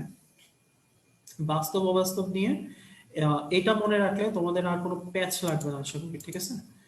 খেয়াল করো যদি কখনো তোমাকে বলে দেয় বাস্তব অবাস্তব, ঠিক আছে, তুমি দেখবা কি, ধরো এরকম একটা কথা বলছে 2D, এটা বাস্তব না অবাস্তব, ঠিক আছে। অনেকেই বলে দেবে অবাস্তব, হ্যাঁ এটা অবাস্তব, দেখেই বোঝা যায়। যদি কেউ দেখে না বুঝো তাহলে তার জন্য টেকনিকটা খুব সিম্পল। এখানে n এর মান কত 2, তুমি দেখবা l এর এইখানে যে মান আছে সেইটা n এর মানের চেয়ে বড় নাকি সমান। যদি বড় বা সমান যে কোনো একটা হয় তাহলে এটা অবাস্তব। কেন? কারণ n এর মান আর l এর মান কখনো সমানও হতে পারে না, আবার l এর মান n এর চেয়ে কখনো বড় হতে পারে না। সবসময় কি হবে n মাইনাস 1, তার মানে ন্যূনতম এক ছোট হতে হবে। তো এখানে কত আছে, d এর জন্য l এর মান কত 2, তাহলে এটা সমান হয়ে গেছে না, তাহলে হবে না, অবাস্তব। আবার যদি চিন্তা করো 3f, তাহলে এখানে আছে 3, f এর জন্য l এর মান কত 3, তাহলে সমান হয়ে গেছে, অবাস্তব। যদি বলতাম হচ্ছে 4p, তুমি চিন্তা করো এর এর মান কত, এর এর মান হচ্ছে 4, এর এর মান কত 1, ছোট হয়েছে না, বাস্তব। ঠিক আছে। যদি তোমাকে বলা থাকতো যে হচ্ছে 4f, তাহলে n এর মান কত 4, f এর জন্য n এর মান কত 3, ছোট হয়েছে না বাস্তব। ঠিক আছে, তাহলে তুমি আমাকে বলো যে হচ্ছে 5d 5h 4g 3f, এই চারটার মধ্যে কোনটা বাস্তব কোনটা অবাস্তব। সোজা জিনিস, ঠিক আছে না? মানে তোমাকে অত কষ্ট করে হচ্ছে বেরও করতে হবে না, আর একটু ডি আছে নাকি নাই কিছুই করতে হবে না। তুমি এখানে দেখবে 2 আর ডি এর জন্য এল এর মান কত, যদি সমান বা বড় হয় অবাস্তব, ছোট হইলেই বাস্তব। ঠিক আছে, ছোট হলে বাস্তব, বাকি যা খুশি তাই হোক অবাস্তব। তাহলে কোনটা অ্যান্সার হবে ভাইয়া? 5d 5h 4g না 3f? এ হচ্ছে বাস্তব, তাই না? গুড। আর বাকি চারটাই তিনটাই হচ্ছে কি অবাস্তব, তাই না? তাহলে দেখো 5d আমার এখানে 5, আর ডি এর জন্য এর মান কত 2, তাহলে এটা ছোট হচ্ছে না, তাহলে এটাই বাস্তব। আর এটার মান হচ্ছে 5, এইচ এর জন্য হচ্ছে এল এর মানও 5, সমান হয়ে গেছে অবাস্তব। 4 আর জি এর জন্য এল এর মান হচ্ছে 4, সমান হয়ে গেছে অবাস্তব। 3 আর এটা হচ্ছে 3, সমান হয়ে গেছে অবাস্তব। ওকে, তাহলে একদম ইজি জিনিস। ঠিক আছে, তাহলে আমার মনে হয় যে এটা নিয়ে আর কারো কোনো কমপ্লেন বা প্রশ্ন আসার কথা না। ঠিক আছে, আচ্ছা নেক্সট টপিকে চলে যাই আমরা। আচ্ছা 70 নাম্বার টপিকটা একটু খেয়াল করো, এইটা আমি একটু তোমাদেরকে করাই দিচ্ছি। কারণটা কি ভাইয়া? কারণটা হচ্ছে এই 70 নাম্বারে n প্লাস এল এর সূত্র দিয়ে শুধু করা যাবে না, এইখানে অন্য আরেকটা টেকনিক একটু অ্যাপ্লাই করতে হবে। 71 নাম্বারটা n প্লাস এল দিয়ে করা যাবে, কেন করা যাবে না আমরা সেটা আগে একটু দেখি। তার আগে 71টা সলভ করে আসি। ঠিক আছে, এইখানে দেখো এটার মান হচ্ছে কত, এটার মান হচ্ছে আলগা নীতি অনুযায়ী 4s এর মান হচ্ছে 4, 3d এর মান হচ্ছে 5 ভাইয়া, এটার মানও হচ্ছে 5। ঠিক আছে, কিন্তু সমস্যা হচ্ছে এদের মান মিলে গেছে, তাই না? তাহলে আলটিমেটলি 4s টার চেয়ে বড় শক্তি স্তর 3d, 3d চেয়ে বড় শক্তি স্তর হচ্ছে 4f, তাহলে এটা কারেক্ট। ঠিক আছে, এটার মানে দেখো এটা হচ্ছে 5, 4s এ হচ্ছে 4, 4p তে হচ্ছে 5, তাহলে এটা তো কখনো মাঝখানে একটা ছোট হতে পারে না, তার মানে এটা ভুল। এটা হচ্ছে 6, এটা হচ্ছে 5, এটা হচ্ছে 6, আবার সেম কথা, মাঝখানেরটা ছোট দেওয়া আছে। এটা হচ্ছে 5 ভাইয়া, এটা হচ্ছে 6, এটাও হচ্ছে 6। প্রবলেম হচ্ছে 4d টার n এর মান 5p এর চেয়ে ছোট, তাহলে এটা আগে আসা উচিত ছিল, তার মানে এটাও ভুল। তাহলে n প্লাস l দিয়েই আমার 71টা অ্যান্সার করা যায়, অ্যান্সার হচ্ছে এ। 70টা খেয়াল করো, এইখানে 5s তার মানে এটা 5 ভাইয়া, 4p তার মানে এটাও 5, 4f তার মানে এটা 7। প্রবলেম হয়েছে যে এইখানে আমার 4p যেটা সেটার n এর মান 5 এর চেয়ে ছোট, তাহলে আলটিমেটলি এই জিনিসটা কখনো হতে পারে না, 4p টা আগে যাবে, তাহলে এটা ক্রস। বাকি তিনটা খেয়াল করো, মজার জিনিস, এটা হচ্ছে 3, এটা হচ্ছে আমার 4, এটা হচ্ছে আমার 5, তাহলে n প্লাস l অনুযায়ী কিন্তু ঠিক আছে। এইটা 5, এইটা 6, ও মা এটাও 6, এবং এটার n এর মান হচ্ছে বড়, তার মানে এটাও ঠিক আছে। এইখানে 3, এইখানে হচ্ছে আমার 4, এইখানে হচ্ছে আমার 5, মাই গড, এটাও তো ঠিক আছে। তো এটা একই জায়গায় n প্লাস এল এবং n এর মান দিয়ে তিনটেই কারেক্ট হয়ে যায়। এইরকম ঝামেলার জায়গাতে আমি কি করব, আমি হচ্ছে আমাদের যে অ্যারো প্রসেসে একটা কাঠামো আঁকতাম না, মনে আছে?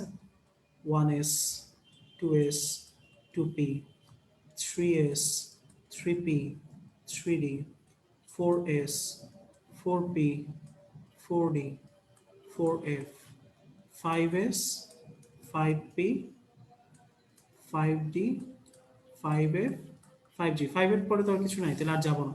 তাহলে আলটিমেটলি এইভাবে হচ্ছে অ্যারো চিহ্ন একে একে একটু দেখতে হবে যে কোনটার মধ্যে আসে। ঠিক আছে, তাহলে খেয়াল করো আমার এখানে 3s এর পর 3s এর পর 3p আসে, কিন্তু 3p এর পরে কিন্তু 3d আসে না, মাঝখানে একটা 4s আছে, তাহলে এটা দেয় নাই, তাহলে আউটপুট মেনে চলছে না, তাহলে এটা ভুল, ক্রস।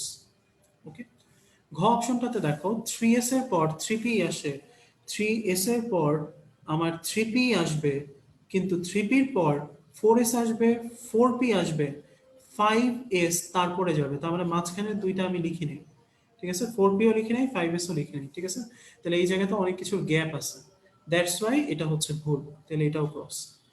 এখানে দেখো 5s, ঠিক আছে, 5s তারপরে আবার কি যাবে, 4d-তে যাবে না, অ্যারো চিহ্ন তো এইভাবে, তারপরে আবার এইভাবে, তাহলে 5s এর পর আমার 4d-তে যাবে, 4d-র পরে আমার 5p-তে থাকবে, তাহলে এটা কারেক্ট। এই কোয়েশ্চেনটা অ্যাকচুয়ালি টাফেস্ট এই জন্যই, কারণ এইখানে শুধুমাত্র n প্লাস এল দিয়ে আমার অ্যান্সার বের করা যায় না, ঠিক আছে। তার মানে যে সকল ক্ষেত্রে তুমি দেখবা দুইটা বা তিনটা অ্যান্সার আসতেছে, সেই সকল ক্ষেত্রে তোমাকে এই স্ট্রাকচারাল যে হচ্ছে আমার আউটবাউন্ড নিয়ম দিয়ে বের করতে হয় সেটা করতে হবে, ঠিক আছে। এটা খুবই প্যাচালো একটা কোয়েশ্চেন, টাফ কোয়েশ্চেন, এটা আসার পসিবিলিটিও আছে কারণ এটা পরিশীলনীতে দিয়ে দিছে, দ্যাটস ওয়াই আমি এটা সলভ করে দিলাম, ঠিক আছে। মনে রাখবা যখনই দেখবা দুই তিনটা অ্যান্সার হয়ে গেছে তখন তোমাকে মাথায় রাখতে হবে নিশ্চয়ই কোনো না কোনো অরবিটাল মাঝখান থেকে মিসিং গেছে, এই মিসিং অরবিটালটা বের করার জন্য আমাকে এই স্ট্রাকচারটা অঙ্কন করতে হবে, ঠিক আছে। কিছু করার নেই ভাইয়া, এটা টাফ, বাট মানে আমার কাছে কোনো অপশন নেই, ঠিক আছে। তার মানে এটা একটু ঠান্ডা মাথায় এভাবে অ্যান্সার করবো, ঠিক আছে। একটু কঠিন কোশ্চেন, ব্যাপার না, টাইম তো অনেক আছে, ওকে। আচ্ছা, এগুলো আমি আর তোমাদেরকে করার সুযোগ দিচ্ছি না, ঠিক আছে। এই জিনিসগুলো আমি হচ্ছে দেখাই দিচ্ছি, ঠিক আছে। খেয়াল করো আমার এখানে হচ্ছে ইলেকট্রন ব্যতিক্রমে সাধারণ নিয়মে ব্যতিক্রম কোনটি দেখায়। আমরা সবাই জানি 1 থেকে 30-এর মধ্যে দুইটা ব্যতিক্রম আছে, তাই না? একটা হচ্ছে কপার আর একটা হচ্ছে ক্রোমিয়াম। কেন? এদের মধ্যে 4s1 তার মানে s অরবিটালটাকে অপূর্ণ রেখে 3d-টাকে অর্ধপূর্ণ রাখে বা 3d-টাকে পূর্ণ করে, তাই না? এই জন্য এটা ব্যতিক্রম। তাহলে এখানে ব্যতিক্রম হচ্ছে ক্রোমিয়াম। এইখানে খেয়াল করো কোনটাতে আউটবাউন্ড নীতি মানা হয়নি। 2s এর পর তো 2p আসে, তাহলে আউটবাউন্ড নিয়ম মানা হয়েছে। এখানে হচ্ছে 2, এখানে হচ্ছে 3, ঠিক আছে। 3s এর পর তুমি খেয়াল করো এটা 3, এটা হচ্ছে 4, তাহলে এটাও ঠিক আছে। 5s এর পর আমার হচ্ছে 5, এটাতে হচ্ছে আমার 6, এটাও ঠিক আছে। 4s এর পর এটা 4, এটা হচ্ছে 5, এটাও ঠিক আছে। তাহলে এতগুলো ঠিক হয়ে গেছে, ভেজাল কোথায়? ভেজাল করতে গেলে ওই যে এখন এরো চিহ্ন করে করে বের করতে হবে। প্রবলেম হচ্ছে আমি আর অ্যারো চিহ্নটা দেখছি না, আমি তোমাদেরকে সরাসরি বলে দিচ্ছি, অ্যারো করলেই তোমরা বুঝতে পারবা। 5s এটা মানে হচ্ছে 5, এটা তুমি করতে করতে না তোমার এক্সপেরিয়েন্স হয়ে যাবে, তখন দেখবা যে ওই অ্যারো আর করা লাগতেছে না। 6p এটা মানে 5, তাহলে 5 আর 6 এর মাঝখানে এমন কি কিছু আছে কিনা যেটা 5 বা 6 হবে। তাহলে আমি দেখলাম 5 আর 6 এর মাঝখানে 6 হইতে পারে এরকম আরেকটা আছে, 4d, যেটার n প্লাস n এর মান 6 হয় এবং ফরচুনেটলি 5 এর n এর মান 4 এর n এর মানের চেয়ে বড়, তার মানে এই মাঝখানে আসলে 4d আসা উচিত। দ্যাট মিনস 5s এর বক্সের পর বক্স আসবে 4d, 4d এর বক্সের পর বক্স আসবে হচ্ছে 5p। তার মানে এইখানে কি মিসিং আছে? 4d মিসিং আছে, আউটবাউন্ড নিয়ম মানা হয় না, ক্রস। বাকি সবগুলোতে ঠিক আছে, ওকে। তার মানে এইখানে দেখো তুমি যদি ওই বক্সটা না করো তাহলে আসলে পারাটা টাফ, ঠিক আছে। সো এটার অ্যান্সার এইভাবে। M3+ আয়নে, ঠিক আছে, 23টি ইলেকট্রন আছে, তাহলে 3+23টা হইলে 3+ মানে কি 3টা ইলেকট্রন চলে গেছে, তাহলে আগে ইলেকট্রন ছিল 23 যোগ 3, তার মানে 26, তাহলে 26। ক্রোমিয়াম পরবর্তীতে কয়টি বিজোড় অযুগ্ম ইলেকট্রন আছে? বিন্যাস কি? 4s1, তাহলে 4s এ কয়টা অযুগ্ম? একটা। 3d5 আমরা জানি অরবিটাল গুলোতে আগে একটা একটা করে ঢুকবে, তাই না? তাহলে 3d-র ঘর কয়টা? 5টা, তাহলে একটা, দুইটা, তিনটা, চারটা, পাঁচটা, সবগুলাতেই অযুগ্ম না, তাহলে টোটাল অযুগ্ম হইলো কয়টা? 6টা, তাহলে অ্যান্সার হচ্ছে 6, ওকে। এইখানে যদি আবার তোমার হচ্ছে বলতো যে আয়রন, ঠিক আছে ভাই, আয়রন কত? 26 না? তাহলে আয়রনের ক্ষেত্রে কত হইতো? 4s2 3d কত? 6, তাই না? তাহলে তখন কিন্তু তুমি খেয়াল করো 4s2 হয়ে গেছে, 3d 6 হয়ে গেছে, তাহলে একটা, দুইটা, তিনটা, চারটা, পাঁচটা, এই হচ্ছে 6টা। তাহলে আয়রনের ক্ষেত্রে অযুগ্ম ইলেকট্রন কয়টা? একটা, দুইটা, তিনটা, চারটা, ঠিক আছে। তাহলে আয়রনের ক্ষেত্রে অযুগ্ম ইলেকট্রন আছে 4টি, ওকে। তাহলে এইভাবে করে হচ্ছে বের করতে হবে, ঠিক আছে। আচ্ছা, নিচের কোন পরমাণুতে ডি ইলেকট্রন আছে? এটা বোঝা যাচ্ছে, ডি ব্লক মূল হচ্ছে স্ক্যানাডিয়াম, তাহলে ডি অরবিটাল হচ্ছে স্ক্যানাডিয়াম, ওকে। তাহলে দেখো এগুলো হচ্ছে একটু টেকনিক্যাল কোয়েশ্চেন, দ্যাটস ওয়াই হচ্ছে এগুলো আমি একটু নিয়ে আসছিলাম। হ্যাঁ, যদি পজিটিভ চার্জ থাকে তাহলে অবভিয়াসলি আমার নেগেটিভ করতে হবে, মাইনাস করে দিব, ঠিক আছে। ওই যে আমরা হচ্ছে ইলেকট্রন নাম্বার কতগুলাতে আছে যে বের করছে না ভাইয়া, যদি হচ্ছে আমার সোডিয়াম থাকে তাহলে সোডিয়ামের চার্জ কত? প্লাস, ঠিক আছে। এন এ কি প্লাস, ঠিক আছে, তাহলে প্লাস থাকলে কি করতে হয়, মাইনাস করতে হয়। তাহলে সোডিয়ামে ছিল কয়টা, 11টা, প্লাসের জন্য মাইনাস, তাহলে এখন ইলেকট্রন আছে কয়টা, 10টা। আবার অক্সিজেনের ক্ষেত্রে আমরা কি করতাম, 2 মাইনাস, তাই না? তাহলে অক্সিজেনের ছিল কয়টা, 8টা, 2 মাইনাস মানে কি দুইটা ইলেকট্রন সে আরো নিচে, তাহলে এটা প্লাস হয়ে যেত, তাহলে কত হতো, 10। ওকে, এরকম। আচ্ছা, ওকে, এখান থেকে ইলেকট্রন বিন্যাসটা পড়ে নিবা। এইবার খেয়াল করো 2.5, ঠিক আছে, এগুলো মুখস্থের টপিক, এই জিনিসগুলো হচ্ছে মুখস্থ করতে হবে। আমি কিছু লাইন দাগাই দিছি, এগুলো একটু পড়ে নিও, হ্যাঁ। আমরা আসি হচ্ছে একটা মুখস্থ, যেটা আমরা একটু টেকনিক্যালি মুখস্থ করতে হবে সেটা। এখানে দেখো কিছু নাম আছে, মহাজাগতিক, গামা, রঞ্জন, অতিবেগুনি, দৃশ্যমান, অবলোহিত, মাইক্রোওয়েভ, রেডিওওয়েভ। এই যে নামগুলা, এগুলার পাশে আবার তার রেঞ্জ দেওয়া আছে, রেঞ্জগুলাও দেখো মজা। প্রতিটার যেটা লাস্টের মান 0.01, সেটা আবার পরেরটারই ফার্স্টের মান, তাই না? এখানে দেখো গামার লাস্টের মান হচ্ছে 0.01, সেটা দিয়ে শুরু হচ্ছে রঞ্জন। আবার রঞ্জনের লাস্ট রেঞ্জ হচ্ছে 10, এটা দিয়ে শুরু হচ্ছে কি অতিবেগুনি 10। তাহলে টেকনিকটা সিম্পল, তোমাকে কষ্ট করে কি করতে হবে ভাই, তোমাকে কষ্ট করে একটু মনে রাখতে হবে হচ্ছে নামগুলা সিরিয়াল বাই, আর নিচে যে আমার হচ্ছে প্রতিটার প্রথম মান রেঞ্জ হিসেবে আছে সেটা। তাহলে দেখো আমি নামগুলো মনে রাখার জন্য একটা সহজ টেকনিক দিয়ে দিচ্ছি। কি দিয়ে দিচ্ছি একটু পড়ে নাও। মাগুরার অতি সুন্দর দৃশ্য অবচেতন মন রাখায়। তোমরা জিনিসটা একটু বুঝে নাও, যেহেতু আমরা স্লাইড দিয়েই দিব, তোমাদেরকে লেখার প্রয়োজন নেই। ওকে, তাহলে মহা জাগতিক ম দিয়ে, গ দিয়ে হচ্ছে গামারশ্মি, র দিয়ে হচ্ছে রঞ্জন, অতি দিয়ে হচ্ছে অতিবেগুনি, দৃশ্য দিয়ে হচ্ছে দৃশ্যমান, অব দিয়ে হচ্ছে অবলোহিত, মন দিয়ে হচ্ছে মাইক্রোওয়েভ, রাঙাই দিয়ে রেডিওওয়েভ। তোমাদের মনে আছে ভাইয়া, আমি বলছিলাম গামার যেটা লাস্টের মান সেটা দিয়ে শুরু হয় কি রঞ্জন। তাহলে গামার রেঞ্জটা কি, 0.305 থেকে 0.01। রঞ্জনের প্রথম রেঞ্জ যেটা, রঞ্জনের শেষের রেঞ্জ যেটা, সেটা দিয়ে শুরু হয় কি অতিবেগুনি। তাহলে রঞ্জনের রেঞ্জ হচ্ছে 0.01 থেকে 10। সহজ কথা, তুমি কি করবা, প্রতিটার নিচে যে মানটা আছে সেটার সাথে তার পরেরটা অ্যাড করে দিবা, এই যে এরকম। তাহলে গামার রেঞ্জ হবে কত, গামার রেঞ্জ হবে এটা থেকে এটা, দ্যাট মিনস 0.0005 থেকে 0.01 গামা। ঠিক আছে, রঞ্জনের রেঞ্জ কি হবে, এইটার মধ্যে যেটা প্রথম মান দেওয়া আছে, তাহলে প্রথম মান কত, 0.01 থেকে পরেরটা এই পর্যন্ত, তাহলে 10। আবার অতি বেগুনির রেঞ্জ কি হবে, সেটা হচ্ছে এটার লাস্টের রেঞ্জ, এটাই হবে এটার ফার্স্টের রেঞ্জ, তাহলে 10 থেকে পরেরটা 380। ঠিক আছে, আবার দৃশ্যমান, ঠিক আছে, এটার রেঞ্জ কি হবে, এইটার লাস্টের রেঞ্জ এটার ফার্স্টের রেঞ্জ, তাহলে 380 থেকে কত, 780। ঠিক আছে, তার মানে সিম্পল, তুমি প্রতিটার যেটা লাস্টের রেঞ্জ আছে ওইটাই ফার্স্টে বসাই দিবা, আর পরেরটা মান যেটা ছিল সেটা হচ্ছে মনে রাখবা। এত কষ্ট না করে তুমি ফার্স্টের রেঞ্জ গুলাই মনে রাখো। গামা হচ্ছে 0.305, রঞ্জন হচ্ছে 0.01, অতিবেগুনি হচ্ছে 10, দৃশ্যমান হচ্ছে 380, তাইলেও তোমার পুরো রেঞ্জটাই চলে আসবে। ওকে, আর নর্মালি হচ্ছে হয় কি, যে ভাইয়াকে আমরা জিজ্ঞেস করতাম আগে যে ভাইয়া রেঞ্জ পড়া তো অনেক টাফ, রেঞ্জ তো আসলে মনে থাকে না। ভাইয়াও আমাদেরকে বলতো যে তুমি অন্তত লাস্টের রেঞ্জ গুলো না পড়ে ফার্স্টের গুলা পড়ো, তাহলে হবে কি যে স্যাররা আসলে ফার্স্টের রেঞ্জটা কখনো চেঞ্জ করে না। ঠিক আছে, সরি, ফার্স্টের রেঞ্জটাই চেঞ্জ করবে। সো অপশনে তুমি দেখবা যে ফার্স্টের রেঞ্জটা কোনটা চেঞ্জ, যেটা তুমি পড়ে আসছো ওইটাই তুমি অ্যান্সার দিবে। ঠিক আছে, এখন ভাইয়া যেহেতু বলছে আমরাও পড়তাম, তোমরাও এইভাবে একটু পড়ো। ঠিক আছে, ওকে। আচ্ছা, এখানে শক্তিক্রমে বলছে এটাকে, যদিও এটা আমার নেক্সট লেকচারের টপিক, আমি জাস্ট একটু বুঝে দিচ্ছি। দেখো এই যে এখানে যে তরঙ্গ দৈর্ঘ্যের মানগুলো, এগুলো কিন্তু আস্তে করে বড় হচ্ছে, তাই না ভাইয়া? তাহলে তরঙ্গ দৈর্ঘ্যের সাথে শক্তিক্রমের একটা সম্পর্ক আছে, আমরা জানি এটা হচ্ছে প্লাঙ্কের ধ্রুবক, is equal to h nu. আর এই নিউ মানে হচ্ছে সি বাই ল্যামডা। তাহলে এটা হচ্ছে কি তরঙ্গ দৈর্ঘ্য, যেটার মান আমরা পড়তেছি। তাহলে তরঙ্গ দৈর্ঘ্যের মান বড় হচ্ছে না ভাইয়া? তাহলে দেখো ই, এইচ আর সি দুইটাই হচ্ছে ধ্রুবমান। তাইলে ই মানে হচ্ছে শক্তি, তাহলে শক্তির সাথে তরঙ্গ দৈর্ঘ্যের রিলেশন কি, ব্যস্তানুপাতিক।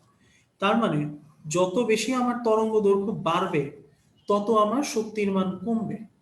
তাহলে উল্টা করে বলা যায়, যত আমার তরঙ্গ দৈর্ঘ্যের মান কম থাকবে শক্তি তত বেশি। তাইলে প্রথমে যারা থাকে তাদের ই বেশি বা শক্তি বেশি, শেষে যারা থাকে তাদের ল্যামডা বেশি বা তরঙ্গ দৈর্ঘ্য বেশি। ঠিক আছে, এটাই হচ্ছে এটার ব্যাখ্যা। তাহলে তোমাকে যদি জিজ্ঞেস করে নিচে কোনটির শক্তি সর্বাধিক, তখন তুমি অ্যান্সার করবো হচ্ছে মহাজাগতিক, গামা, রঞ্জন, এইভাবে।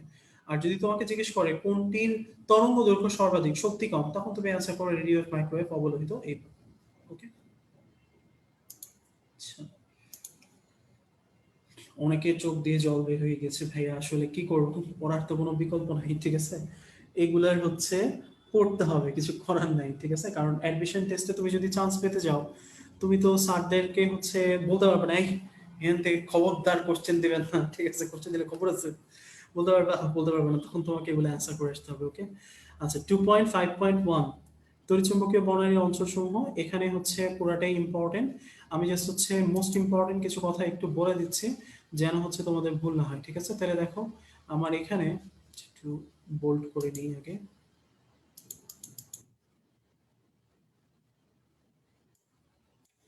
ঠিক আছে। আচ্ছা, এই যে দেখো তেজস্ক্রিয় আইসোটোপ থেকে কি রশ্মি বের হয়, গামা রশ্মি বের হয়।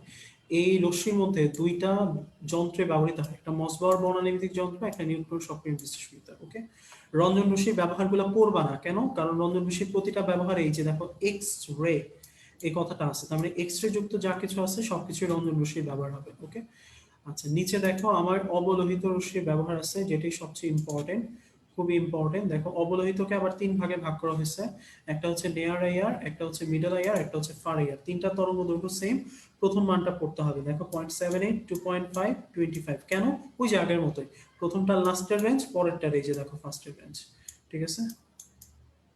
তার মানে আলটিমেটলি ফার্স্টের রেঞ্জটুকু পড়লেই চলবে। ওকে, আচ্ছা এই দুইটার ক্ষেত্রে দেখো চিকিৎসা ক্ষেত্রে ব্যবহৃত হয়, প্রশ্ন এটাই দেয় কোন আইয়ার কখনোই চিকিৎসা ক্ষেত্রে ব্যবহৃত হয় না, মিডল আইয়ার, ঠিক আছে।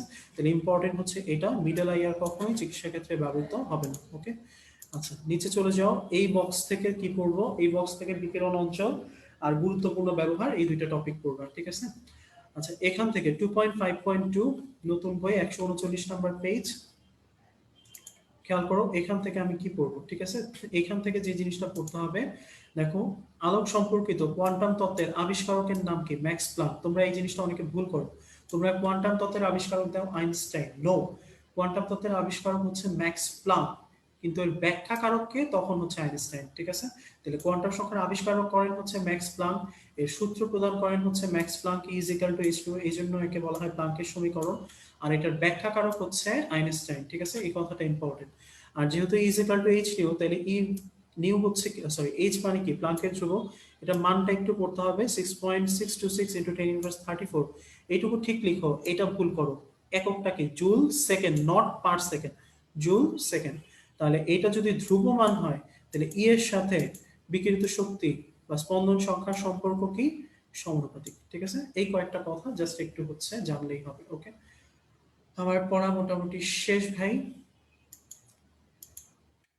2.6 চলে যাও, 2.6 খেয়াল করো, আমার তিনটা পয়েন্ট আছে, এই তিনটা পয়েন্ট পড়লেই হবে, 1 নাম্বার, 2 নাম্বার, 3 নাম্বার। কালারটা পড়বা, তরঙ্গ দৈর্ঘ্য কয়টা আছে পড়বা, ঠিক আছে। আচ্ছা আমরা লাস্ট টপিকে চলে আসছি, এটা পড়লে আমাদের টপিক শেষ হয়ে যাবে। খেয়াল করো, কোন মৌল বা যৌগে বা আয়নের মূলকের ইলেকট্রন সংখ্যা নির্ণয়, একটু আগে আমরা সোডিয়াম প্লাস করছি, ম্যাগনেসিয়াম 2+ করছি, দ্যাট মিনস এগুলো আমরা পারি। তাহলে মৌল দিয়ে দিলে তার আয়নের বা ইলেকট্রন সংখ্যা বের করতে আমার প্রবলেম হয় না, কার প্রবলেম হয়, মূলকের ক্ষেত্রে, ঠিক আছে। তাহলে মূলকগুলা খেয়াল করো, যদি বলা থাকে সালফেট মূলক, ঠিক আছে, তাহলে সালফেট মূলকের ক্ষেত্রে তুমি কি করবা, যে মৌল দেওয়া থাকবে বা মৌলগুলো দেওয়া থাকবে তাদের ইলেকট্রন সংখ্যা লিখবে। তাহলে দেখো সালফারের ইলেকট্রন কয়টা, 16টা, অক্সিজেন কয়টা, 8টা, মানে তাদের যে ইলেকট্রন সেটা লিখবো। নিচে যদি কোনো সংখ্যা থাকে, যেমন O2 দিয়ে বুঝাইছি আমি, তাহলে O2 এর ইলেকট্রন কত, নিজস্ব ইলেকট্রন দিয়ে তাকে গুণ, O2 এর ইলেকট্রন হচ্ছে 8, আর নিচে যে নাম্বারটা আছে এটাতে তাকে গুণ দিতে হবে, তাহলে 8 গুণ 2। তাহলে এইখানে দেখো অক্সিজেনের কয়টা আছে, 4টা, তাহলে 4 গুণ কি হবে, সরি 8 গুণ কি হবে, 4, ঠিক আছে। আর উপরের ডান দিকে যে চার্জ থাকবে তার বিপরীত চার্জ যোগ করবো, তাহলে এখানে আছে কি 2 মাইনাস, তাহলে এটা হবে কি 2 প্লাস। ওকে, তাহলে 16 32 যোগ 2 টোটাল হচ্ছে 50। ওকে, ইজি জিনিস। তাহলে সালফেটের ক্ষেত্রে, সালফেট মূলকের ক্ষেত্রে ইলেকট্রন সংখ্যা কতটি, 50টি। ওকে, আচ্ছা তাহলে এখানে খেয়াল করো, আমরা পরের পেজে চলে যাই, পরের পেজের মধ্যে এই জিনিসগুলো দেখো করতে দেওয়া হয়েছে, যেমন সোডিয়াম প্লাস 11 - 1 = 10, কার্বনের ক্ষেত্রে খেয়াল করো, কার্বন হচ্ছে 6, অক্সিজেন হচ্ছে 8, কিন্তু অক্সিজেন নিচে আছে কত 2, তাহলে 8 গুণ 2, উপরে কি কোনো চার্জ আছে নাই, তাহলে আমার অ্যান্সার কত 22। আবার খেয়াল করো, নাইট্রোজেনের জন্য হচ্ছে 7, অক্সিজেনের জন্য হচ্ছে 8, নাইট্রোজেনের এখানে আছে কত 3, তাহলে 8 গুণ 3, উপরে মাইনাস আছে, তাহলে এখানে কি হয়ে যাবে প্লাস, তাহলে 7 যোগ 8 গুণ 3 যোগ 1, তাহলে ইলেকট্রন কয়টা 32টা। ঠিক আছে, তাহলে এটা বুঝছো কিনা আমি কেমনে বুঝবো, এই যে এটা দিয়ে বুঝবো। ঠিক আছে, তাহলে একটু কষ্ট করে তোমরা আমাকে এটা একটু করে দেখাও, ক্লাস শেষ হয়ে যাবে। ওকে, নিচের কোনটির ইলেকট্রন বিন্যাস অ্যালুমিনিয়াম 3+ এর মতো হবে?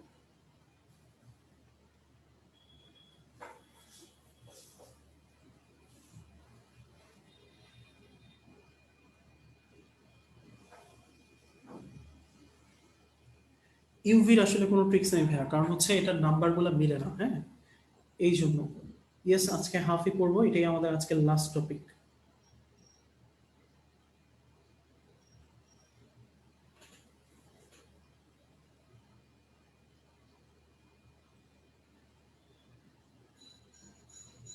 ওকে, অ্যান্সার দিয়ে দিছো বি, অ্যান্সার কারেক্ট। ওকে, তাহলে দেখো অ্যালুমিনিয়াম যখনই আমরা বলে দিছি হচ্ছে 3+, তাই না? তাহলে অ্যালুমিনিয়াম 3+, যখনই আমি বলছি, তাহলে অ্যালুমিনিয়াম 13টা ছিল, 3+ মানে এখানে আছে কত 13 বিয়োগ 3, দ্যাট মিনস হচ্ছে 10টা। তাহলে 10 কার আছে? অক্সিজেনের হচ্ছে টোটাল 8, মাইনাসের জন্য হচ্ছে প্লাস, তাহলে এখানে আছে হচ্ছে 9টা, মিললো না। ক্লোরিনে হচ্ছে আমার 17, মাইনাসের জন্য +1, তার মানে 18, এটাও মিললো না। ম্যাগনেসিয়ামে আছে 12টা, এখানে মাইনাস শুধু হচ্ছে প্লাস, তাহলে আমার 1 বিয়োগ, তাহলে হচ্ছে 11টা, মিললো না। ফ্লোরিনের ক্ষেত্রে হচ্ছে 9, মাইনাস থাকার কারণে +1, তার মানে 10, তাহলে মিললো কার সাথে? ফ্লোরিনের সাথে, অ্যান্সার হচ্ছে ফ্লোরিন। ওকে, আচ্ছা, এটা আলটিমেটলি হচ্ছে এই মোটামুটি হচ্ছে আমাদের পড়ানো। Thank you. লেকচারে প্রায় 64টা স্লাইড আজকে হয়ে গেল। তো অনেক বড় লেকচার, তাই না? আসলে পড়ানোর ক্ষেত্রে হচ্ছে মানে খুব মনোযোগ ধরে রাখাটা খুব কষ্টের ব্যাপার, কারণ প্রায় হচ্ছে কতক্ষণ হয়েছে, ও বাবা 1 ঘন্টা 97, 2 ঘন্টার কাছাকাছি হয়ে গেছে। মানে হচ্ছে এত বড় অধ্যায়, বোঝার অধ্যায়, তুমি 2 ঘন্টা ধরে পড়াটা এবং মাথায় রাখাটা, এটা খুবই টাফ একটা টপিক। কিন্তু তুমি দেখবা কি যে যে যারা ক্লাসটা নিয়মিত করছো এবং হচ্ছে ক্লাসগুলো মোটামুটি হচ্ছে নিয়মিত করো, তারা কিন্তু বুঝতে পারো যে ইম্পর্টেন্ট টপিকগুলো নিয়ে যেহেতু ক্লাসগুলো থাকে, সো এগুলা পড়া মানে তোমার পড়া এক ধাপ আগায় গেছে। সো এক ধাপ আগায় যাওয়া মানে মোটামুটি হচ্ছে তোমার যে টার্গেট, তুমি সেই টার্গেটের কাছাকাছি চলে গেছো। ঠিক আছে, সো আমার মনে হয় যে হচ্ছে একটু ভালো করে পড়ো। প্রিপারেশনটা হচ্ছে প্লাস মাইনাস সবারই হচ্ছে কম বেশি ভালো থাকে, পার্থক্যটা হয়ে যাবে আসলে রিভিশন। কেউ বেশি রিভিশন দিতে পারবা, কেউ কম রিভিশন দিতে পারবে, এবং ইনিশিয়ালি তুমি যখন পড়ছো ভালো পড়ছো নাকি খারাপ পড়ছো, এটা দিয়ে আসলে ইন্ডিকেট করবে যে আসলে তোমার রেজাল্টটা কেমন হবে। তো আমার মনে হয় যে যেহেতু আমি তোমাদের গ্রুপের মধ্যে দেখলাম যে হচ্ছে অনেকেই অনেক ভালো অ্যান্সার দিচ্ছ, সো আমার মনে হয় যে হচ্ছে খুবই খুবই খুবই ভালো লেভেলের কিছু ছেলে পেলে আহ, আমার কাছে আমার মনে হয়েছে যে এই গ্রুপে আছে। সো একটু ট্রাই করো, ইনশাল্লাহ অনেক ভালো রেজাল্ট করা সম্ভব হবে। এবং সবচেয়ে বড় কথা, সবাই সুস্থ থাকো, আমার জন্য দোয়া করো যেন সুস্থ থাকি। এবং সবচেয়ে বড় কথা, ভালো করে পড়ো, কারণ তোমরা তো ওয়ারিয়ার, তাই না? যোদ্ধা। তো আহ, চেষ্টা করতে হবে যেন হচ্ছে একদম যোদ্ধার মতো যুদ্ধ করেই যেন হচ্ছে আমার যে মাত্র ডিএমসি তে 200টা সিট আছে, এই 200টা সিটের একটা অবশ্যই তোমার হয়, এবং তুমি সবাইকে দেখাই দিতে পারো যে তোমাকে আসলে মানুষ যে ভালো স্টুডেন্ট হিসেবে জানতো সেটা আসলেও যোগ্য। তুমি আসলেও ভালো স্টুডেন্ট, তুমি তোমার নিজের মেধা দিয়ে এত দূর আসছো, এবং সামনেও হচ্ছে তুমি তোমার মেধা দিয়ে তাদেরকে জবাব দিবা। ঠিক আছে, so thank you very much. অনেক ভালো রেজাল্ট করো। যে কোনো কোয়েশ্চেন যদি থাকে আমাদের গ্রুপ তো আছে, ওখানে কমেন্ট করে দিও, ইনশাল্লাহ আমরা সলভ ক্লাসে সেগুলো নিয়ে আলোচনা করবো। ঠিক আছে, থ্যাংক ইউ ভেরি মাচ ভাইয়া। আল্লাহ হাফেজ, আসসালামু আলাইকুম।